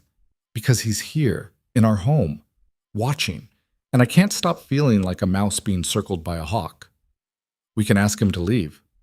"That would cause a scene, like, I don't care." "I do." She moved closer. "This has to be perfect. If we stumble now, he wins." "You're shaking." "I'm fine." "You're terrified." "Yes." The word burst out. "Yes, I'm terrified. He's a predator, and he's in our home, and every instinct I have is screaming at me to run. But I can't, because running means he wins, means everything we've built falls apart." Tears streaked down her face. "So I'm standing here, pretending to be brave, while I fall apart inside." Rowan pulled her into his arms. "You don't have to pretend with me. I have to pretend with everyone. Not with me. Never with me." She clung to him, body shaking with silent sobs. He held her, hating every second that Cavendish had this power over her. "I want to kill him," he said quietly. "That would be inconvenient." "Worth it." She laughed wetly. "No, it wouldn't. You'd hang and I'd be alone again. Then I'll find another way to destroy him." "How?" "I don't know yet, but I will." A knock on the door. They sprang apart. The butler entered, looking distressed. "Your Grace, there's been an incident." Ice flooded Rowan's veins. "What kind of incident?" "Lord Cavendish is in the drawing room. He's making accusations about the Duchess." They ran. The drawing room was packed with guests. At the center, Cavendish held court, his voice carrying through the crowd. "I'm simply stating facts," he was saying. "The marriage contract between Miss Vance and myself predates her current union. The Blackmores are aware of this, yet they refuse to honor the agreement." "That contract is fraudulent," Rowan said, pushing through the crowd. "Fraudulent?" Cavendish smiled. "I have her father's signature, witnessed and notarized. Nothing fraudulent about it." "It was signed under duress." "Prove it." Cavendish's eyes glittered. Oh, wait, you can't because it was a legitimate business arrangement, one that your wife violated by marrying you. He turned to the assembled guests. I've tried to resolve this quietly, offered reasonable terms, but the Blackmores refused to negotiate. Murmurs rippled through the crowd, people exchanging glances. This is a private matter, Lyra said, voice steady despite her pale face. Not appropriate for public discussion. I disagree. These people have a right to know they're celebrating a union built on broken promises and theft. Theft? Rowan's hands fisted. Of promised assets. The contract specified a dowry, which your wife brought to your marriage instead. Technically, that money belongs to me. Gasps from the crowd. People stepping back, distancing themselves. You're insane, Lyra said. I'm legally correct. Cavendish pulled out more documents. I filed suit in Chancery Court. By Monday, your assets will be frozen pending resolution. This manor, your accounts, everything. He smiled. Unless you agree to terms tonight. What terms? Rowan demanded. An annulment. She marries me as originally contracted. The dowry transfers to our union. Everyone walks away intact. Never, Lyra said. Then you'll lose everything. Your reputation, your fortune, your precious manor. Cavendish stepped closer to her. Is your pride really worth that much? She stared at him, then at Rowan, then at the assembled guests watching them like a theatrical performance. My pride? Her voice dropped to something dangerous. This has nothing to do with pride, Marcus. This has to do with you being a monster who can't accept that I'd rather die than belong to you. Shocked silence. Strong words, darling. Want stronger ones? You're a predator. You hurt women. You use money and status to terrorize anyone who won't submit. She turned to the crowd. 3 years ago, his brother locked me in a room and tortured me with a fireplace poker because I rejected Marcus publicly. That's where my scars came from. Not an accident. Deliberate violence meant to punish me for saying no. The room erupted. Cavendish's face went dark. That's a lie. Is it? Lyra's voice rose. Then explain the burn patterns on my back. Explain why I disappeared from society for 6 months. Explain why your brother suddenly left the country right after. You have no proof. I have scars. She started unlacing her dress. Want to see them? Want everyone here to witness what your family does to women who defy them? Lyra, Rowan caught her hands. Don't. Why not? He wants a public scandal? Let's give him one. She looked at Cavendish. The truth is, you're not a gentleman. You're a criminal hiding behind a title, and I'm done being afraid of you. Cavendish stared at her. For the first time, genuine anger cracked through his polished exterior. You've made a terrible mistake. No. Marrying you would have been the mistake. This? She gestured at the room, at the witnesses. This is liberation. He smiled coldly. Brave speech. But it changes nothing. The contract is valid. The lawsuit proceeds. And by Wednesday, you'll be begging me to take you back. We'll see, Rowan said. Cavendish left. Half the guests followed, scandalized or uncomfortable or just eager to spread gossip. The other half stayed, looking at Lyra with something new in their eyes. Respect. Lady Ashford approached first. That took courage, girl. Or stupidity, Lyra said shakily. Sometimes they're the same thing. She glanced at her husband. Lord Ashford has connections in Chancery Court. We'll make inquiries about this contract. Other guests came forward, offering help, resources, testimony about the Cavendish family's reputation. Not everyone, but enough. By 3 in the morning, the last guests had left. The staff was cleaning up. Rowan and Lyra stood alone in the ruined ballroom, decorations torn, champagne spilled, the evidence of conflict everywhere. Well, Lyra said, that could have gone worse. Could it? He could have produced the contract earlier, before we had any allies. She turned to him. We have a chance now, a real one. He's going to destroy us in court. Maybe. Or maybe we'll destroy him first. She took his hand. Either way, I'm done hiding, done being his victim. Even if it costs everything? Even then. She met his eyes. Some things are worth losing for. He kissed her, not gentle, not careful, desperate and fierce, and full of the fear they were both pretending not to feel. When they broke apart, both were breathing hard. I need to tell you something, Rowan said. What? When you lifted that veil at our wedding, I was furious, thought you deceived me deliberately, made me look like a fool. I know, but the truth is, I was terrified. He cupped her face. Because the moment I saw you, some part of me knew you'd matter, knew you'd get past every defense I'd built, and I couldn't handle that. And now? Now I can't imagine handling anything without you. He rested his forehead against hers. I love you. I should have said it weeks ago, but I was too proud and too stupid and too scared. She went very still. Say that again. I love you. Tears spilled down her cheeks. You have terrible timing. I know. We might lose everything. I know. You might end up hating me for dragging you into this mess. Impossible. She kissed him, hard and desperate, and like someone drowning finally breaking the surface. They made it to his study. Barely. Clothes shed like armor they didn't need anymore. This wasn't careful or planned. It was urgent and real, and nothing like the cold arrangement they'd started with. Afterward, they lay tangled together on the couch, catching their breath. That was, Lyra started. Long overdue, he finished. She laughed, then started crying, then laughing again.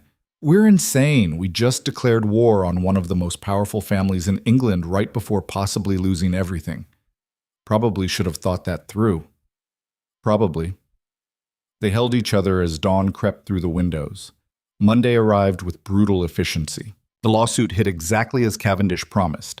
Assets frozen. Accounts inaccessible. The manor itself under legal hold pending court resolution. Rowan and Lyra sat in the study, reading the injunction in silence. We can't pay staff, she said quietly. Can't buy supplies, can't operate. How long can we last? 2 weeks? Maybe 3 if we're careful. The trial is set for 6 weeks from now. I know. They looked at each other. We're going to lose the manor, Rowan said. Not a question. Probably. And possibly everything else. Yes. Was it worth it? She thought about it, then nodded. Yes. Because I'm free. For the first time in years, I'm actually free. Whatever happens now, that's mine. He can't take it back. Rowan pulled her close. Then we'll face it together. A knock. The butler entered, looking grave. Your Grace, there are men here. Cavendish's men. They say they're authorized to take inventory of the manor's contents. On what grounds? The injunction. They're cataloging assets pending resolution. Lyra's jaw set. Let them in. They spent the day watching strangers catalog their lives. Every painting, every piece of furniture, every candlestick noted and valued. By evening, the list was complete. The lead assessor handed it to Rowan. Total value of movable assets, £12,000. Combined with the land value, should more than cover the contracted amount plus penalties. After they left, Lyra stared at the empty spaces where paintings had hung. He's going to take everything. Not everything. Rowan pulled her against him. He can't take this. This might not survive losing everything. You don't really believe that. She looked up at him. Don't I? No, because you're not the kind of person who gives up. Neither am I.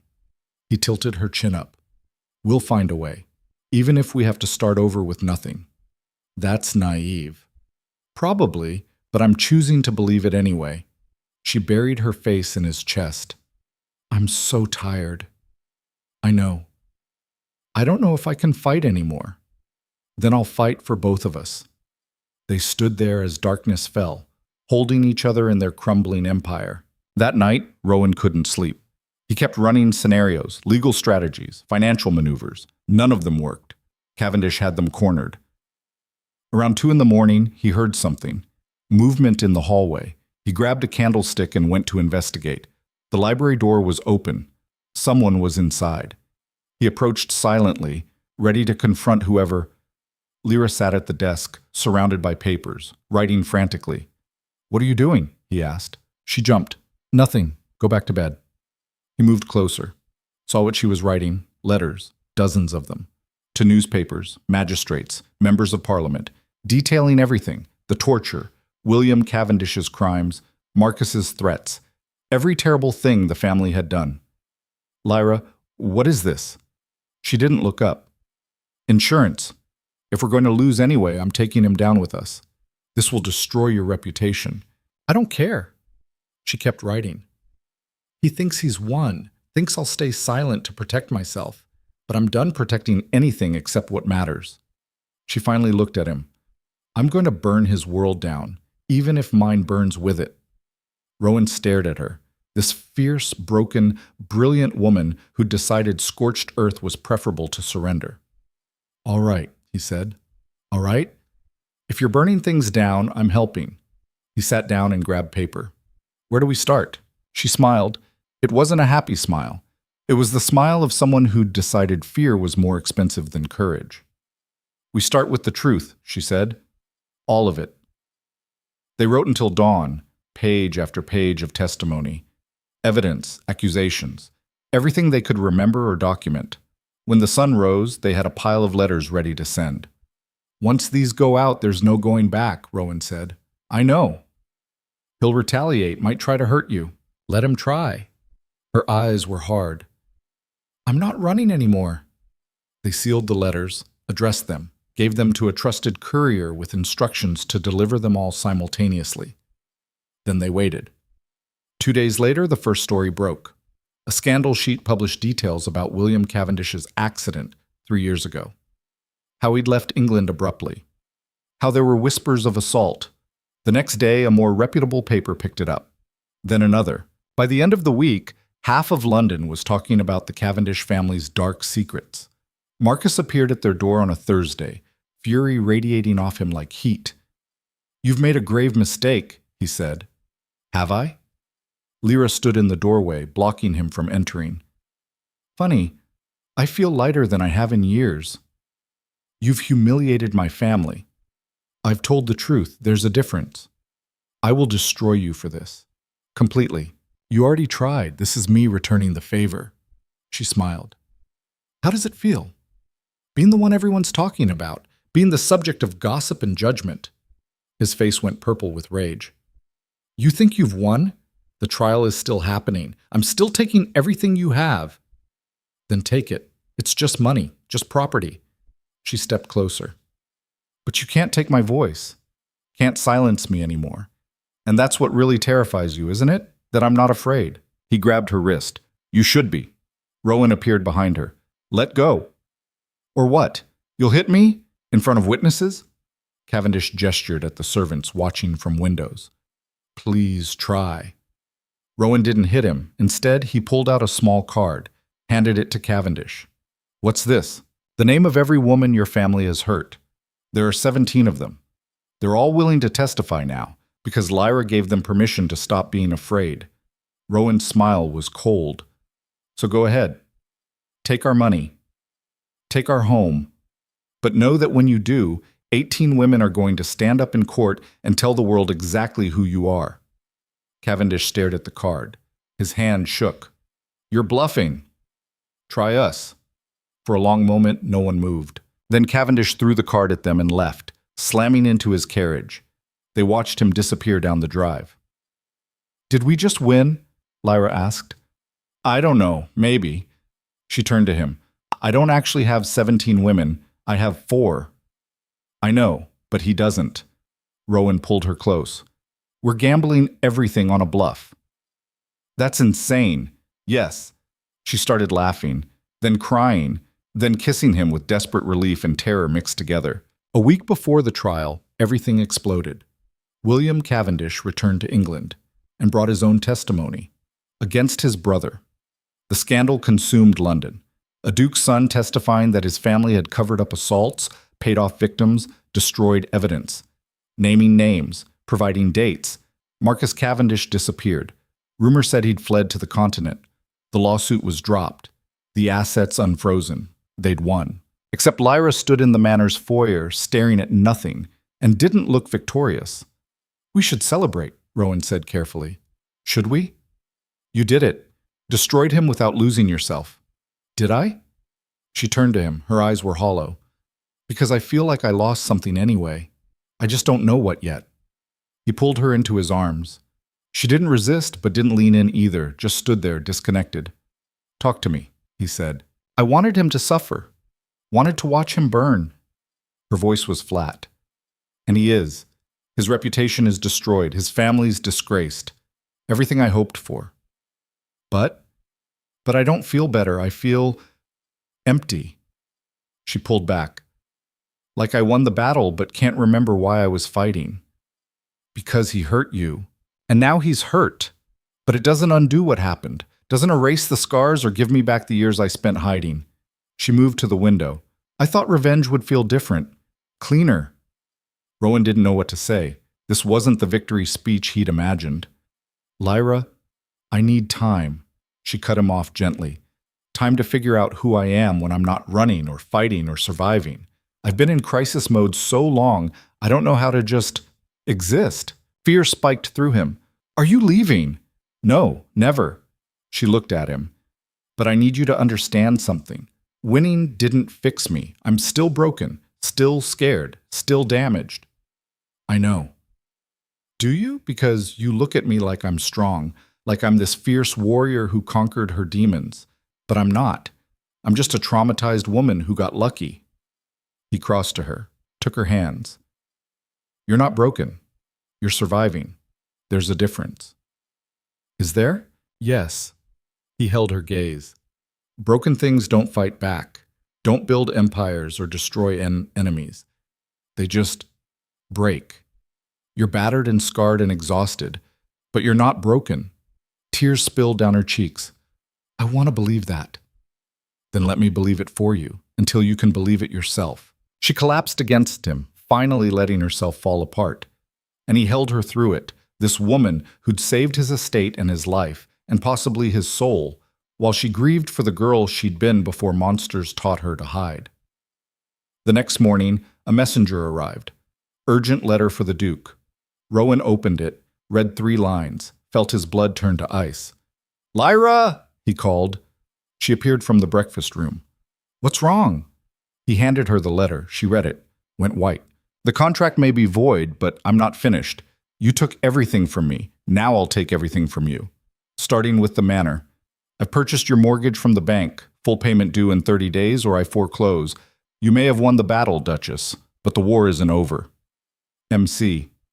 They stared at each other in horror. They'd won, destroyed Cavendish socially, protected themselves legally, and he'd just checkmated them financially. In 30 days, they'd lose everything anyway. Rowan crumpled the letter in his fist, then smoothed it out again. Reading it twice didn't change the words. Cavendish had outmaneuvered them. Again. How much? Lyra's voice was steady, but her hands shook. Full mortgage balance. £38,000. We don't have that. I know. She moved to the window, staring out at the gardens they'd rebuilt. He waited. Let us think we'd won, then struck where we're weakest. It's what I would have done. The admission tasted like ash. Smart tactical move. So what do we do? Rowan looked at her, really looked. Her shoulders were rigid, chin lifted in that way she had when she was refusing to break. But her eyes held something new, not fear, exhaustion. We could walk away, he said quietly. She turned. What? Let him have it. The manor, the land, all of it. We'd still have each other. That's not a solution, that's surrender. Maybe surrender is the right move sometimes. No. The word came out sharp. We didn't survive this long to give up now. She crossed to the desk, grabbing paper. There has to be something, some asset we haven't leveraged. Lyra, don't. She held up a hand. Don't you dare suggest quitting, not after everything. I'm suggesting survival. There's a difference. Survival without this manor? Without our home? She shook her head. That's not living. That's just existing somewhere else. He understood. This place had become more than property. It was proof they could build something, that they were more than their separate damages. Then we fight, he said, but we're going to need help. From who? We've exhausted every connection. Not everyone. He pulled out a card from his desk drawer, one he'd been avoiding looking at for years. There's someone I haven't asked yet. She looked at the name. Your brother? Half-brother. We're not close. Why not? Because he got everything I didn't. Father's approval, the easy inheritance, none of the responsibility.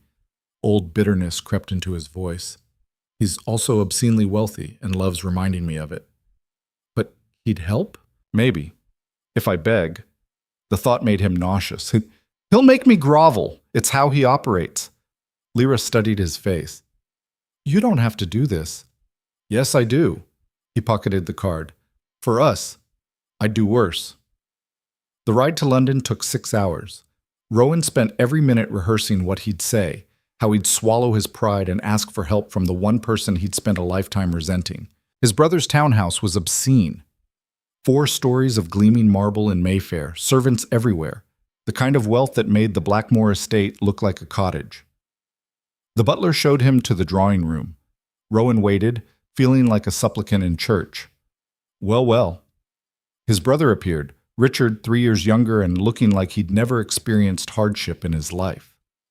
The war hero returns. To what do I owe this unexpected pleasure? Richard, Rowan forced neutrality into his voice.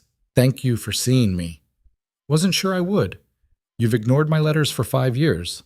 Richard poured himself brandy. Didn't offer any to Rowan. Heard you got married. Quite the scandal. It's complicated. Isn't it always with you? Richard settled into a chair, studying him. So, what brings you crawling to my door? Let me guess, money troubles? Every instinct screamed to leave, to tell Richard to go to hell. But Lyra's face flashed in his mind, the way she'd looked standing in their manor, refusing to surrender. I need a loan, Rowan said. How much? 38,000 pounds. Richard choked on his brandy. You're joking. I'm not. That's not a loan. That's a fortune. Richard leaned forward.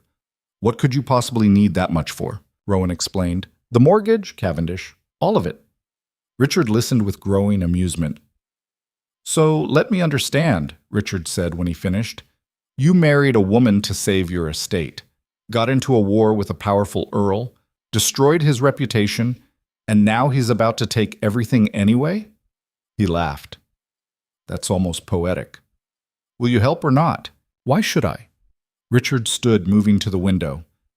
You've treated me like an embarrassment our entire lives, looked down on me because father preferred me. And now, you want my money? I'm asking as family. We're not family, Rowan. We're barely related. Richard's voice turned cold. You got the title, the glory, everyone's admiration. I got the money. Those are the cards we were dealt. Richard, please. No? He turned around. You want to know what I remember about our childhood? You standing in father's study, getting praised for your leadership potential while I was told I'd never amount to more than a checkbook. You riding off to war like a hero while I stayed home managing investments that kept you fed. His jaw clenched. So forgive me if I'm not rushing to save you now. Rowan stood there stunned. He'd never considered, never thought about what those years might have looked like from Richard's perspective. I didn't know you felt that way. Of course you didn't. You were too busy being perfect. Richard poured more brandy. Here's what I'll do. I'll loan you the money, but it comes with conditions. Hope flickered. What conditions?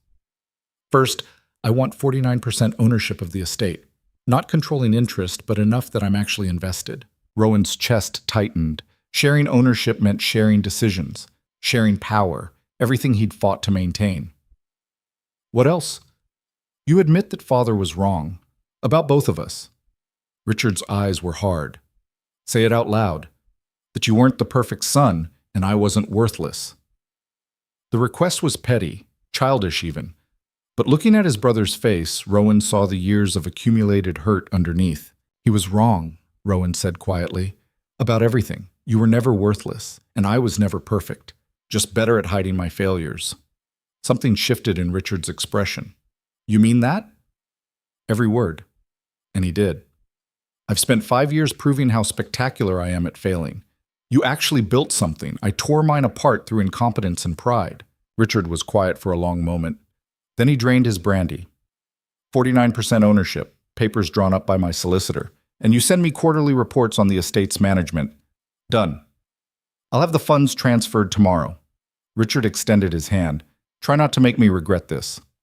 Rowan shook it. Thank you. Don't thank me. Thank your wife. If the gossip is accurate, she's the only reason that place is still standing. Richard smiled slightly. I look forward to meeting her. Rowan rode back to Blackmore in the dark, arriving just before dawn. He found Lyra in the library, asleep at the desk, surrounded by financial documents she'd been poring over all night. He brushed hair from her face. She stirred, eyes opening. Did it work? She asked immediately. We have the money. She sat up so fast she knocked over an inkwell. How? What did you promise? 49% of the estate. And my pride. Rowan, it's fine. It's worth it. He pulled her up. We can pay off the mortgage. Cavendish loses his leverage. She stared at him, then started crying. Not sad tears, relieved ones. She grabbed his face and kissed him hard enough to bruise. You brilliant, stubborn man, she said against his mouth. That's new. Usually people just call me stubborn. She laughed, still crying. We need to move fast before Cavendish realizes what we're doing. They drafted the payment documents that morning. By noon, Rowan was riding for London again, this time with Richard's bank draft and the mortgage papers. He found the bank manager who held their loan, a weaselly man named Pemberton, different from Lord Pemberton who'd called in their earlier debt. Full payment? Pemberton looked at the draft suspiciously. That's highly irregular. But legal, Rowan said. I'm exercising my right to pay off the mortgage early. Lord Cavendish won't be pleased. Lord Cavendish isn't party to this transaction. I am. Rowan pushed the documents across the desk. Process it, today. Pemberton squirmed but complied. By evening, the mortgage was paid in full. Blackmore Manor was theirs again, completely. Rowan rode home in the dark for the second time in 2 days, exhausted but victorious. He found Lyra in the drawing room with an unexpected visitor, Lady Ashford. Your Grace. Lady Ashford stood when he entered. I was just explaining to your lovely wife that I've been doing some investigating. Into what? Marcus Cavendish's finances. She smiled like a cat with cream. Turns out his situation is more precarious than anyone realized. He mortgaged his own estate to buy yours. If he doesn't collect on it, he loses everything, Lyra finished, eyes wide. Precisely. Lady Ashford gathered her gloves. I thought you should know, in case you wanted to, say, make things difficult for him. After she left, Rowan and Lyra looked at each other. We could destroy him, Lyra said slowly. Financially, the way he tried to destroy us. We could. Rowan sat beside her. Question is, should we? He tried to ruin us, multiple times. And we've already ruined his reputation. His family's name is mud. Is that enough? She thought about it. I don't know. Part of me wants to watch him lose everything, like he wanted us to lose everything. And the other part? Wants to be done. Wants to stop fighting and just live. She looked at him. What do you think? Rowan considered. The old him, the one who'd married her expecting easy distance, would have gone for the throat, finished the enemy completely. But that version of himself felt like a stranger now. I think we let him fall on his own, he said. We don't push. Don't interfere. Just step back and let the consequences of his choices catch up to him. That feels anticlimactic. Good. I'm tired of climaxes. I want boring domesticity and mild weather. She laughed. It sounded lighter than anything he'd heard from her in weeks. You hate boring domesticity. I used to. Now it sounds like paradise. They sat in comfortable silence. Outside, the sun was rising on their estate, damaged but standing. Theirs. We should tell Cavendish, Lyra said eventually, that we've paid off the mortgage. Let him know he's lost. Want me to write it? No. She stood. I'll do it. He needs to hear it from me. She wrote the letter by hand, short, brutal. Marcus, the mortgage is paid. The manor is ours. Your leverage is gone. I've spent 3 years afraid of you. I'm not afraid anymore. Rot in your failures. Lyra Blackmore. They sent it by express courier. 2 days later, they received a response. Just 3 words in angry scrawl. This isn't over. Isn't it, though? Rowan crumpled the letter. He has no power left. Men like Cavendish always have one more move, Lyra paced. He's desperate now. That makes him dangerous. What can he do? He's socially destroyed, financially ruined, which means he has nothing left to lose. She stopped. That's when people are most dangerous, when they're cornered. She was right, and Rowan hated it. The next week passed in tense waiting. Every noise made them jump. Every unexpected visitor raised alarms. But nothing happened. Gradually, they started to relax. Started to believe maybe it really was over. That's when Cavendish made his final play. Rowan was in the stables when he heard shouting from the manor. He ran back to find smoke pouring from the west wing. Fire. Staff were already forming bucket lines. Rowan grabbed a bucket, joining the fight. The flames were spreading fast, too fast. Someone had used accelerant. "Lyra!" he shouted over the chaos. "Where's Lyra?" "She went inside," the housekeeper screamed. "Said she needed to save the documents." Ice flooded his veins. He dropped the bucket and ran for the entrance. The west wing was an inferno. Smoke choked the hallways. Heat pressed against him like a physical wall. "Lyra!" He covered his mouth with his sleeve. "Lyra!" A crash from above. Part of the ceiling collapsing. He found her in the study, frantically stuffing papers into a bag. The room was filling with smoke. "Leave it!" He grabbed her arm. "We have to go." "The estate records. If we lose these, we'll rebuild them. Come on." Another crash. Closer this time. The doorframe was starting to buckle. They ran. The hallway behind them collapsed seconds after they passed. They made it to the main staircase just as it started to give way. Rowan pushed her ahead. "Go! Go!" They tumbled out the front entrance into chaos. Staff and neighbors fighting the blaze. Someone had sent for the fire brigade, but they were miles away. Rowan pulled Lyra away from the building, both of them coughing, covered in soot. "You could have died," he said when he could breathe. "So could you." She clutched the bag of documents. "Idiot! Running into a burning building. You did it first. That makes us both idiots." They watched their home burn. The west wing was lost, but the staff and neighbors managed to contain it before it spread to the rest of the manor. By dawn, the fire was out. The damage was extensive but not total. The manor would survive. In the wreckage, they found evidence. Oil-soaked rags. Signs of forced entry. Arson. "Cavendish," Lyra said flatly. "We don't know that." "Who else?" She turned to him. "He's trying to burn us out since he can't buy us out." A rider appeared on the drive. Rowan recognized him, one of Richard's servants. He carried a letter. "Rowan, thought you should know. Marcus Cavendish was seen in the village yesterday, asking about the manor's layout. My sources say he's planning something desperate. Watch yourself." Our Rowan showed it to Lyra. Her face went white, then red with fury. "He tried to kill us. We don't have proof. We don't need proof. I know it was him." She started toward the stables. "I'm going to his estate right now, and—" Rowan caught her. "And what? Accuse him? He'll deny it. And we'll look like the hysterical ones. So we do nothing? No. We do something better." He held her gaze. "We finish him. Properly. No violence, no drama. We use the law." "How?" "Lady Ashford said his finances are precarious. If we can prove he's committed arson, a serious crime, his creditors will call in his debts. He'll lose everything without us having to lift a finger." Lyra processed this. "We need evidence, witnesses. Then we find them." They spent the next week investigating, questioning villagers, tracking Cavendish's movements. Slowly, a picture emerged. He'd been in the area the day of the fire. Multiple people had seen him. He'd asked questions about the manor's layout, which entrance was least guarded. And crucially, he'd purchased lamp oil from the village merchant. Far more than any reasonable person would need. They compiled it all, presented it to the magistrate. "This is circumstantial," the magistrate said, reading their evidence. "But compelling," Rowan argued.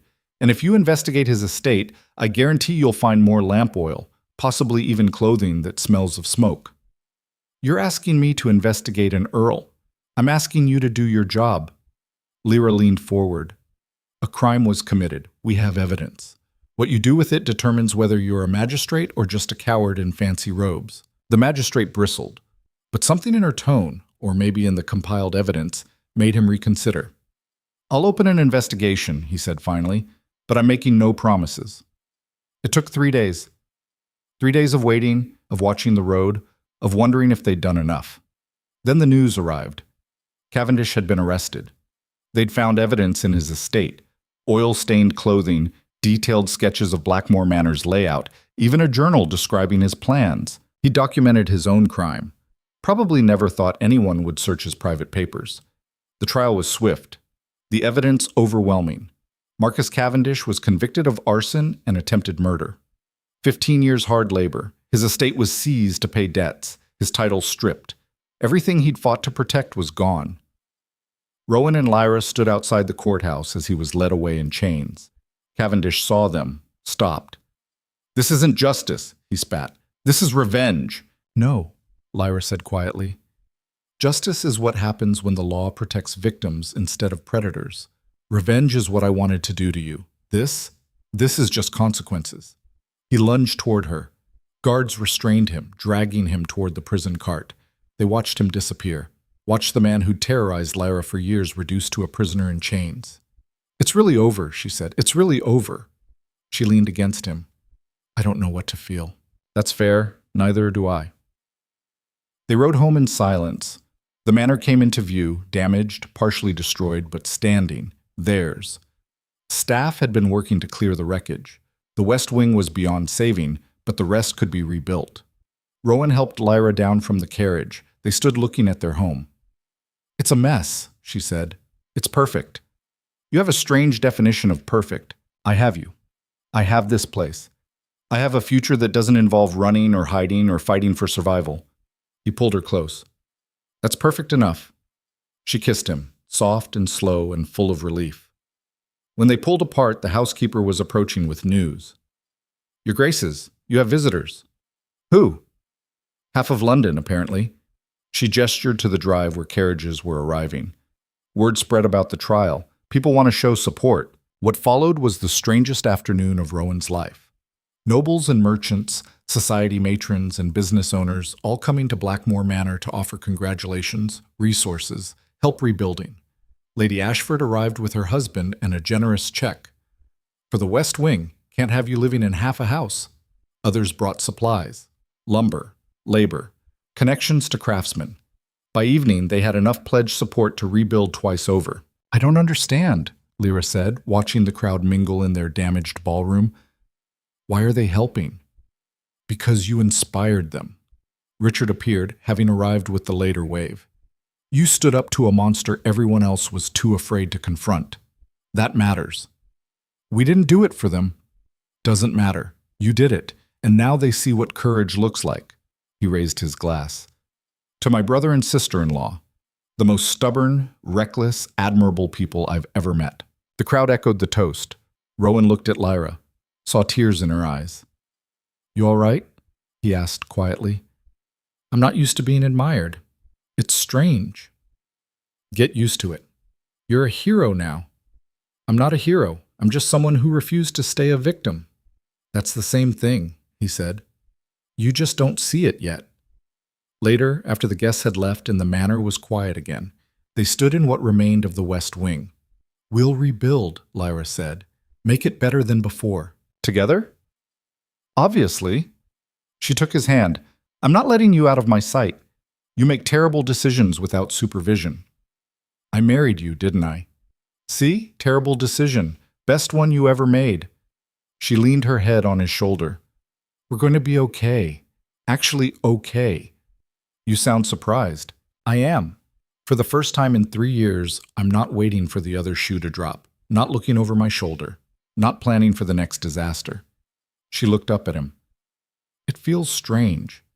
Good, but strange." "That's called peace. We're not used to it. Think we can learn?" "I'm willing to try if you are." They stood in the ruins of what had almost destroyed them, holding each other, and for the first time since the wedding, neither was running from anything. The next morning brought one final surprise. A letter. Official looking. From the Crown. Rowan opened it with trembling hands. In recognition of exemplary service, both military and civilian, His Majesty is pleased to grant additional lands and title to Duke Rowan Blackmore, effective immediately. Additional lands. Enough to double their estate's value, and resources to rebuild. "How?" Lyra read over his shoulder. "Richard," Rowan knew immediately. He must have petitioned the Crown, called in favors. As if summoned, another letter arrived from his brother. Consider it a belated wedding present. Try not to burn this one down. Our Lyra started laughing, then crying, then laughing again.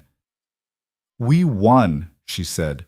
We actually won, not just survived. Won. Rowan pulled her into his arms. You won. I just held on. That's not true. It is. You saved this place, saved me. I was drowning before you showed up. We saved each other, she said firmly. That's how partnership works. They spent the rest of the day planning, rebuilding the West Wing, expanding the estate. Dreams that had seemed impossible a month ago now within reach. That evening, Rowan found himself in the gardens, now fully restored, watching the sunset. Lyra joined him, carrying 2 glasses of wine. Penny for your thoughts? She offered him a glass. Just remembering our wedding day. How furious I was when you lifted that veil. And now? Now I can't imagine my life if you'd actually been the person I thought I was marrying. He sipped his wine. I asked for someone easy to ignore. Got someone impossible to forget. Best mistake I ever made. You really are terrible at apologies, she observed.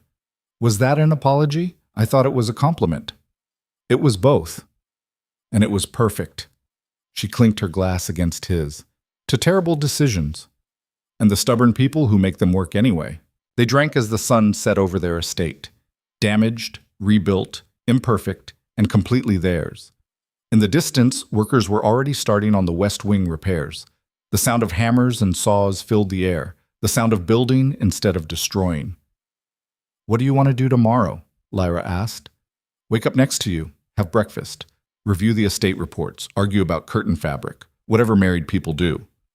That sounds boring. Good. I've had enough excitement for several lifetimes. She leaned against him. Me too. They stood in the garden as night fell, watching their home come back to life, neither running from anything anymore. For the first time since the war ended, Rowan wasn't haunted by failure, wasn't drowning in responsibility he couldn't handle. He was just a man standing with his wife in their garden, planning a future that didn't involve survival, just living. And it was enough. More than enough. It was everything. It was everything. Rowan repeated that to himself 3 months later, standing in the reconstructed West Wing, staring at curtain samples Lyra had spread across every available surface. The burgundy is too dark, she was saying, holding fabric up to the light. But the cream washes out the walls. What do you think? He thought he didn't care about curtains. But he also thought she looked beautiful when she was focused, brow furrowed in concentration, so he kept that opinion to himself. The blue, he said, pointing to a sample she'd dismissed twice already. That's too bold. You asked my opinion. I asked you to agree with me. There's a difference. She held up the burgundy again. This one works with the wood paneling. Then why are you asking me? She threw the fabric at him. He caught it, grinning. You're impossible, she said, but she was smiling. You married me anyway. Clearly a lapse in judgment. This had become their rhythm, bickering over small things because the big things were finally settled. It felt domestic, normal. Everything he'd been terrified of 6 months ago and couldn't imagine living without now. A knock interrupted them. The steward, newly hired, part of their expanded staff, entered, looking apologetic. Your Graces, there's a situation. Rowan's stomach dropped. What kind of situation? Villagers at the gate. About 50 of them. They're asking to speak with you. Lyra and Rowan exchanged glances. A crowd could mean anything. Protest, petition, angry mob. They'd been through all 3 at various points. They went together, always together now. The crowd gathered outside the manor gates wasn't angry. They looked nervous, hopeful. A spokesman stepped forward, Thomas, the blacksmith whose shop Lyra had helped save last month with a loan. Your Graces, he removed his hat. We've come to ask something. It's bold, so forgive us if we're overstepping. Ask, Lyra said. We want to rebuild the village square. Been talking about it for years, but no one's had the funds or the organization. Thomas gestured to the crowd. We're willing to do the labor, but we need someone to coordinate it, to negotiate with suppliers and handle the planning. And you want us to do that? Rowan asked. You've proven you can manage impossible projects. Thomas smiled slightly. The manor was falling apart. Now look at it. We figure if you can save this place, maybe you can help us save ours. Lyra looked at Rowan. He saw the question in her eyes. Was this too much? Were they taking on more than they could handle? But he also saw the spark, the same one that had driven her to rebuild the estate. She loved this, loved being needed, being useful, making things better. We'll help, Rowan said, on one condition. Name it. You let us invest in the square properly, not just coordinate but contribute funds. Make it something the village can be proud of. Murmurs rippled through the crowd. Thomas looked overwhelmed. Your Grace, we couldn't ask. You didn't ask. I'm offering. Rowan glanced at Lyra, who nodded. This estate only exists because of village support. Time we gave something back. The crowd erupted in cheers. After they left, Lyra turned to him. You just committed us to another massive project. I know. We're supposed to be enjoying peace. Quiet domesticity, remember? I remember, but I also remember what you said about needing purpose. He pulled her close. Besides, quiet domesticity sounds boring when you say it out loud. You're the one who wanted boring. I was wrong. Turns out I want challenging projects with you. Much more interesting. She kissed him. You're learning. Slowly. Very slowly. The Village Square project took 4 months. Lyra threw herself into it with the same intensity she'd brought to everything else. Rowan watched her bloom, watched her transform from someone hiding behind rumors to someone people looked to for leadership.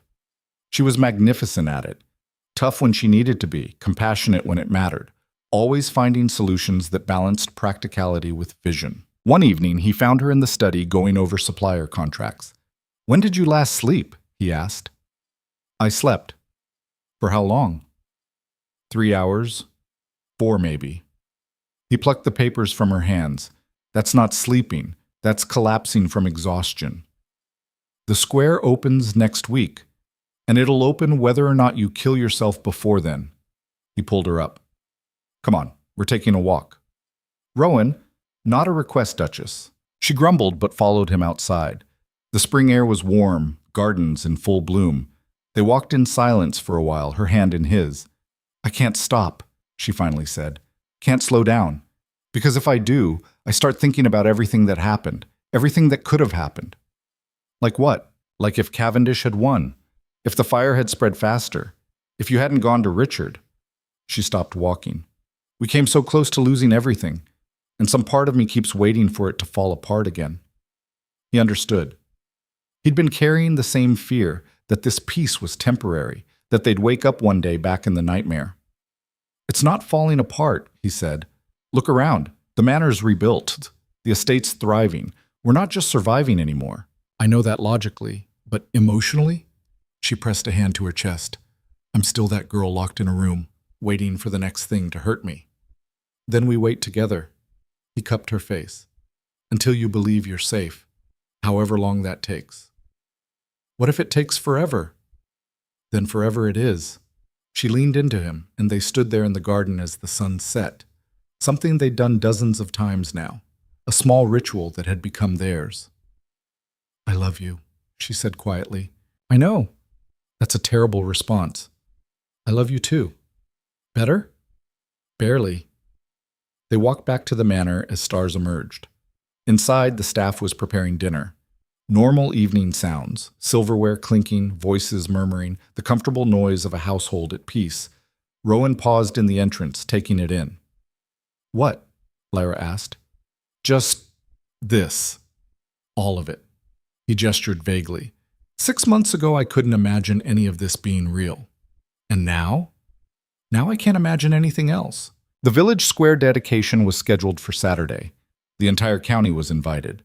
Rowan woke that morning to find Lyra already dressed, pacing nervously. It's going to be fine, he said. What if people hate it? They won't. What if the fountain doesn't work? We tested it yesterday. It works perfectly. What if... He kissed her, cutting off the spiral. It's going to be perfect. And even if something goes wrong, it doesn't matter. You've given them something beautiful. That's what counts. She took a breath. Right. Yes, you're right. I'm always right. Now you're just lying. They arrived at the square to find it already packed. Villagers, nobles, merchants, everyone who'd contributed or supported the project. The space had been transformed. New cobblestones, a fountain at the center, shops with fresh paint, benches and flowering trees. It was beautiful. Thomas approached, looking emotional. Your Grace, the village council wants you to make a speech. Me? Lyra looked panicked. I'm not good at speeches. You're excellent at speeches, Rowan corrected. You just don't believe it yet. She shot him a look but moved to the fountain's edge, where a platform had been erected. The crowd quieted. Lyra stood there, visibly nervous, hands clasped in front of her. I'm not good at this, she started. Public speaking, social events, most things involving people, honestly. Laughter rippled through the crowd. When I married the Duke, I thought I'd hide. Be invisible. Safe. She paused. But this village, all of you, you didn't let me hide. You asked for help, trusted me with your community, believed I could contribute something meaningful. Her voice strengthened. This square isn't just mine or the Duke's. It's ours. All of ours. A place we built together because we chose partnership over isolation. She looked at Rowan. I've learned a lot in 6 months. About courage. About what it means to show up even when you're terrified. About how the strongest thing you can do is ask for help and accept it when it's offered. Back to the crowd. So thank you for letting me be part of something bigger than my fear. She stepped down to thunderous applause. Rowan met her at the platform's edge. That was perfect. I was shaking the whole time. No one could tell. Liar, but thank you. The dedication continued with music, food, celebration. Rowan watched Lyra move through the crowd, talking with villagers, accepting congratulations, looking more comfortable in her skin than he'd ever seen her. This was who she'd been before Cavendish, before fear taught her to hide, and watching her reclaim that version of herself felt like witnessing a resurrection. Richard found him near the fountain. Quite the transformation. The square or my wife? Both. Richard studied him. You look happy. It's unsettling. Sorry to disturb your world view. Don't be. It's good to see. Richard paused. I got word yesterday. Cavendish's appeal was denied. He's staying in prison. Rowan felt something release in his chest. Good. Apparently he's not handling it well. Got into a fight with another prisoner. Lost badly. I won't pretend that doesn't satisfy something dark in me. You'd be inhuman if it didn't. Richard sipped his wine. The question is, does knowing he's suffering change anything for you? Rowan thought about it. Months ago, the answer would have been yes. Cavendish's pain would have felt like justice. Victory. Now? No, he said honestly. He's not part of our lives anymore. What happens to him doesn't matter. That's growth. That's exhaustion. I'm too tired to hate him anymore. Richard laughed. Fair enough. They watched the celebration in comfortable silence. Two brothers who'd spent a lifetime at odds, finally finding common ground. Thank you, Rowan said. For the loan, the petition to the crown, all of it. You'd do the same for me. Would I? Yes. You're an ass sometimes, but you're not cruel. Richard smiled. Besides, I'm 49% owner of your estate now. Helping you succeed helps me succeed. Ever the businessman. Someone has to be practical in this family. That evening, after the celebration ended and the crowds dispersed, Rowan and Lyra walked back to the manor alone. That went well, she said. It was spectacular. You were spectacular. Stop flattering me. Why? It's true, she smiled. I keep waiting for the other shoe to drop, for something to go wrong. Nothing's going wrong. Yet. There's always something. Lyra. He stopped walking, turning her to face him. We're allowed to be happy. We fought for this, earned it. Stop waiting for permission to enjoy it. I don't know how. Then let me teach you. He pulled her close. Step 1, stop catastrophizing. Step 2, kiss your husband. Step 3, repeat as needed. That's a terrible plan. Got a better one? She kissed him instead of answering. Right there on the path between the village and the manor, under a sky full of stars, they kissed like newlyweds who'd actually chosen each other. When they pulled apart, both were breathless. Better? He asked. Getting there. 6 months later, Lyra discovered she was pregnant. She told him in the study, looking terrified. I know we haven't talked about this, about children, and if you're not ready, he kissed her, hard and desperate and full of joy he couldn't contain. I'll take that as enthusiasm, she said when they broke apart. I'm terrified, he admitted. I don't know how to be a father. I barely figured out how to be a husband. Well, lucky for you, I don't know how to be a mother. We can be terrible at it together. That's your solution? Mutual incompetence? Has worked so far. He laughed, pulling her against him. A baby. We're having a baby. Are you happy or panicking? I can't tell. Both. Definitely both. The pregnancy was rough. Lyra spent the first 3 months violently ill. Rowan held her hair back and brought her ginger tea and felt completely useless. I hate this, she said one morning after another bout of sickness. I know. I hate feeling weak. You're growing a human. That's not weakness, that's alchemy. You're just saying that to make me feel better. Is it working? A little. As she started showing, something shifted. The fear that had haunted her since Cavendish began to fade, replaced by something fiercer, protective. I won't let anyone hurt this baby, she said one night, hand on her swelling stomach. Won't let them grow up afraid like I was. They won't. We'll make sure of it. How can you promise that? Because we're building something different. A home where vulnerability isn't punished, where asking for help is strength, not weakness. He covered her hand with his. Our child will know they're safe, always. She cried then. Hormones, maybe. Or relief. Or both. The baby came early. A daughter. Born during a spring rainstorm with Lyra cursing Rowan's name between contractions. Never again, she gasped after hours of labor. I'm never doing this again. That's fair, he agreed, holding her hand. I hate you. I know. This is entirely your fault. Technically, it takes two, Don't. She gripped his hand harder. Don't be logical right now. Then the baby arrived, tiny and red-faced and screaming. The midwife cleaned her and handed her to Lyra. The room went silent. Lyra stared at her daughter with an expression Rowan had never seen. Wonder, terror, overwhelming love. She's perfect, Lyra whispered. She's beautiful, he agreed, like her mother. She has your nose. Poor thing, Lyra laughed through tears. What do we name her? They'd discussed names for months without agreeing, but looking at his daughter, one name felt right. Hope, he said. If that's too sentimental, it's perfect. Lyra kissed their daughter's forehead. Hope Blackmore. Welcome home. The first months were chaos. Sleepless nights, constant feeding, learning to care for someone completely dependent on them. They were terrible at it, fumbling and exhausted and making mistakes constantly. It was perfect. Rowan would wake at 3 a.m. to find Lyra feeding the baby, both of them bathed in candlelight, and think, this is what I was missing. This peace, this purpose, this small, perfect family built from the wreckage of our separate damages. One night, about 4 months after Hope's birth, he found Lyra crying in the nursery. What's wrong? He asked quietly, not wanting to wake the baby. Nothing. Everything. She wiped her eyes. I'm so happy it terrifies me. Why? Because I keep waiting for it to be taken away, for Cavendish to escape, for some new threat to appear, for everything to fall apart again. She looked at Hope sleeping peacefully. She deserves better than a mother who's constantly afraid.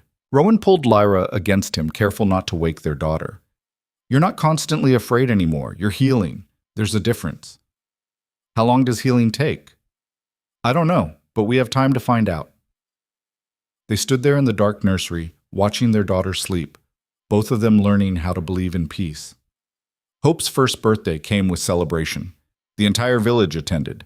The manor was packed with well-wishers, gifts, laughter. Lady Ashford cornered them near the refreshments. She's beautiful and so well-behaved. She's been screaming all morning, Lyra said. We just timed the party for her nap. Clever, Lady Ashford smiled. You've both come so far. It's remarkable. We had a lot of help, Rowan said. Nonsense, you did the hard work. We just provided resources. She glanced around. Have you heard about Cavendish? Rowan tensed. What about him? Died last week. Prison fever. The words hung in the air.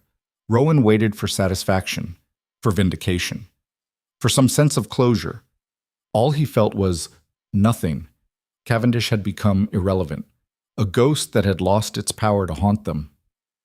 How do you feel? Lady Ashford asked. Like that chapter is finally closed, Lyra said. For real this time. After she left, Rowan pulled Lyra aside. You really feel that way? I do. He's gone. Can't hurt us anymore. Can't hurt anyone. She watched Hope being passed between admirers. I spent 3 years afraid of him, then a year fighting him. I'm not spending the rest of my life grieving him. He doesn't deserve that much space in my head. That's very mature of you. I'm trying something new. It's called moving on. Heard good things about it. He kissed her temple. I love you. I know. Still a terrible response. I learned from you. The party continued. People celebrated Hope, but also them, the Duke and Duchess who'd rebuilt an estate, transformed a village, and proved that broken things could be made whole with enough stubbornness and love. As the sun set, Rowan found himself in the garden again. Their place, where everything had started to change. Lyra joined him, Hope asleep against her shoulder. Tired? He asked. Exhausted, but good exhausted. She leaned against him. Can you believe this is our life now? No. Yes. I don't know. He wrapped an arm around both of them. It doesn't feel real sometimes. What does real feel like? This. Right here. You, me, her. He kissed Hope's head. Everything we built from nothing. We had something. Just didn't know what to do with it. And now? Now we know exactly what to do with it. She smiled up at him. We live it. Every day. Even the hard days. Especially the hard days. Yes. Especially those. They stood in the garden as stars emerged. The manor glowed behind them, windows lit, voices carrying through the evening air, the sound of home. 5 years later, they had 2 more children. A son named after Rowan's father, an attempt at reconciliation with a complicated legacy, and another daughter who arrived unexpected and loved. The estate thrived, the village prospered. Lyra and Rowan became known for their partnership. The Duke and Duchess, who governed together, made decisions together, rebuilt a dying legacy into something vibrant and alive. They fought sometimes, about money, about child rearing, about whose turn it was to deal with the leaking roof in the East Wing. They were both stubborn and proud and carried scars that occasionally reopened, but they always came back to each other, always talked it through, always chose partnership over pride. On their 10th anniversary, Rowan took Lyra back to the church where they'd married. Why are we here? She asked. Because I want to say vows again. Real ones this time. We said real ones before. No, I said words while planning my escape route. He took her hands. I want to do it properly. With intent. She smiled. You're so dramatic. You love it. I really do. They stood at the altar, alone this time, no audience, no pressure, and spoke new promises. Ones built on 10 years of knowing each other, of surviving together, of choosing each other every day even when it would have been easier to quit. When they finished, Lyra was crying. That was better than the first time. Lower bar? She laughed.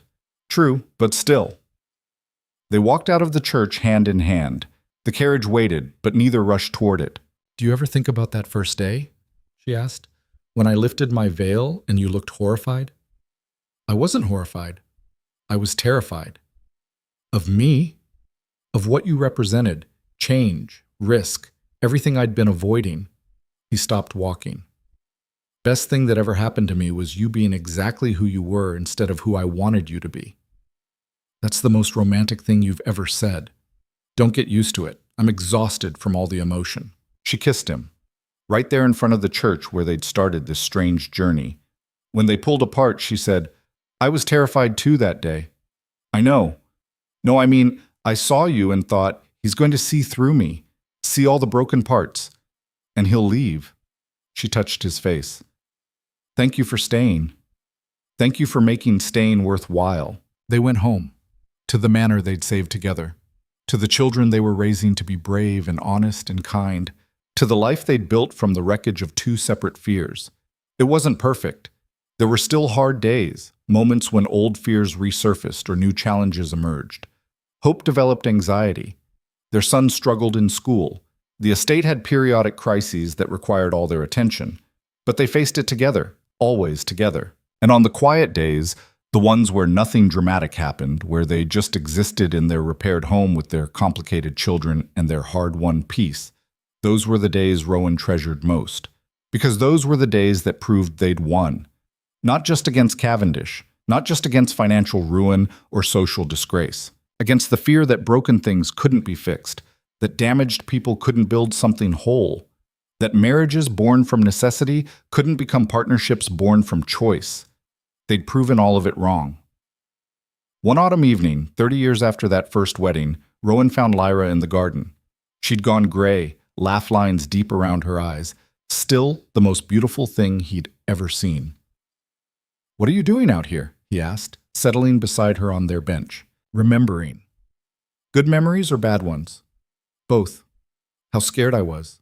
How angry you were. How impossible it all seemed." She took his hand, the gesture so natural now after decades of practice. "And how we did it anyway. We were idiots. The best kind of idiots." They sat in comfortable silence as the sun set over their estate.